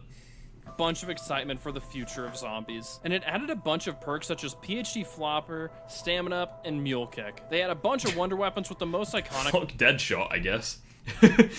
Deadshot doesn't exist, I guess. One being the Thunder Gun. And this is another game where I love the different settings we got from map to map. We got Shangri-La to Call the Dead to Moon, making each map feel totally different to one another. And they brought back the World at War maps as well. And then they added the first installment of Dead Ops Arcade, which I thought was a blast to play every now and again. Black Ops 1... I'm glad that he said every now and again, because imagine if you had, like, a prison sentence for, like, 5 years, and the only game you could play was Dead Ops Arcade. You would get bored very quickly. Although it would be better than if you didn't have the game, I suppose. I do agree, the fact that BO4 maps from BO4 holds them back, the engine and stuff. If you don't fully pack a bunch of guns by around 30, your guns do no damage. I mean, yeah, true, but, like, even if you pack a bunch of guns on BO1, like... your guns at round 30 are still going to do no damage. I think it's better than COD, though. I think COD has the worst pack-a-punch system of any COD. Like, you have to upgrade your gun 25 times, assuming that you've done the Easter egg, and every damage upgrade just feels like a max ammo. Like, you barely do any more damage. World at War Plus. They added a bit more, made it a bit harder. And obviously, yes, comparing a base weapon to a level 25 weapon, or a Mark 25 weapon, I guess, you do see the damage difference, but, like, it's like 50,000 points later, you know? It's ridiculous. Like, Cold War Zombies requires 50,000 points to max out a weapon, but, like, it's the difference between doing, like, 100 damage with a gun and, like, 6,000 in Cold War, you know? Like, you get a massive difference in damage, but the same can't be said for, like, the older games. Still being or for that specific game. Second, Black Ops 2. A game that started off very controversial in the zombies community, with many players hating Transit and Die Rise, that turned every player into Tim the Tatman by instantly falling to their death with no chance of being revived if a zombie touched you as you tried to jump across the buildings. But the Slickofire was a great wonder weapon. And for Transit, I actually thought it was simplistic. Second, Black Ops 2. A game that started off very controversial in the zombies community, with many players hating Transit and Die Rise, that turned every player into Tim the Tatman by instantly falling to their death with no chance of being revived if a zombie touched... I mean, if you fall to your death with zero chance of being revived, then that just means that you're bad at the game, because if you have quick revive, then you do get revived when you fall off the building, so... you as you tried to jump across the buildings. But the Slickofire was a great wonder weapon. And for Transit, I actually thought Slickofire, even to this day, is like top 3 wonder weapons, in my opinion. Was a blast to play if you could play with a full squad of friends. And Transit is one of those what-if maps, because it could have been so good if we had more advanced technology at the time of release. The reason we got the fog and the denizens and the lava were specifically to slow down the players so the map would run more smoothly and load properly. Treyarch was just a bit too ambitious with their design. But then we have 2 all-time great maps with Origins and my personal favorite, Mob of the Dead, and a really good one with Buried. And we even got other... I really like Grod's Easter eggs. The first few steps you can do. Excuse me. Well, you activate Pack Punch and get Specialist really easily. The only thing you don't like is the Valkyrie and Mangler step. I don't really like the Bomb step, but that's just because I suck, so... solid maps with... I feel like I'd just lose every time at that point. Nuketown and Town, the best part from Transit. And on top of these maps, the wonder weapons were great with the Paralyzer on Buried, the Origin Staffs, and then we got the Ray Gun Mark II, and of course, the aforementioned Slickofire. And Black Ops 2 also introduced another really cool thing in buildables, which Treyarch continued to have in future installments of Zombies. The only true negative of this game was the worst perk of all time, Who's Who. The best, Tombstone's worse. Tombstone is worse. And then we got Black Ops 4, which introduced way more worse perks than Who's Who. Nope. Who's Who is not the worst. It just isn't. Black Ops 3. This should come as a shock to no one. The setting of these zombies maps were incredible, the soundtrack was great, and they gave us the best selection of maps ever. On top of all the great original content, we also got all the remade maps. We had great Easter eggs, and I especially love the one on Der Eisendrock. Also, I love the bows. And Shadows of Evil could be the best launch map of all time, and it has the incredible Wonder Weapon. It's not every day you hear someone say that. Normally it's Kino or Spaceland, or maybe like 9 or D Machine. Shadows just seems to, well, live in the shadow of other maps, I suppose. The Apothecant Servant. Black Ops 3 also introduced custom classes for zombies and unlocking zombie-specific... Like, just look at this gameplay. Like, everything is just so beautiful in BO3. Like, from the bow to, like, the missiles to the moon itself. Like, everything just looks so beautiful. The HUD as well. The camos, allowing for not just multiplayer fans to be able to grind for camos. I think BO3 blows every other zombies out of the water with just its original map quality. However, we also got the Zombie Chronicles like I mentioned earlier, but wait, there's more. They also gave us custom zombies with mod tools on PC, and while I unfortunately have never played a custom zombies map because I've only played Black Ops 3 on Xbox, we still have to appreciate this incredible feature that allowed the community to have unlimited number of community-made maps that allows this game to live on forever. Yeah, custom zombies in BO3 the is entire list you guys made, I do agree with Black Ops 3 being on top. If you could make one change to the... Yeah, like BO3's custom maps just hit different. Like, the custom workshop is just brilliant. I don't really know what else you want me to say. Like, it's just a fantastic experience from start to finish. Community rankings, what would it be? And thank you for voting on the... One change to the video. I guess it would be BO4 being that low. I think that would be the one thing I'd change. Like, I'd swap Black Ops 4 and World at War.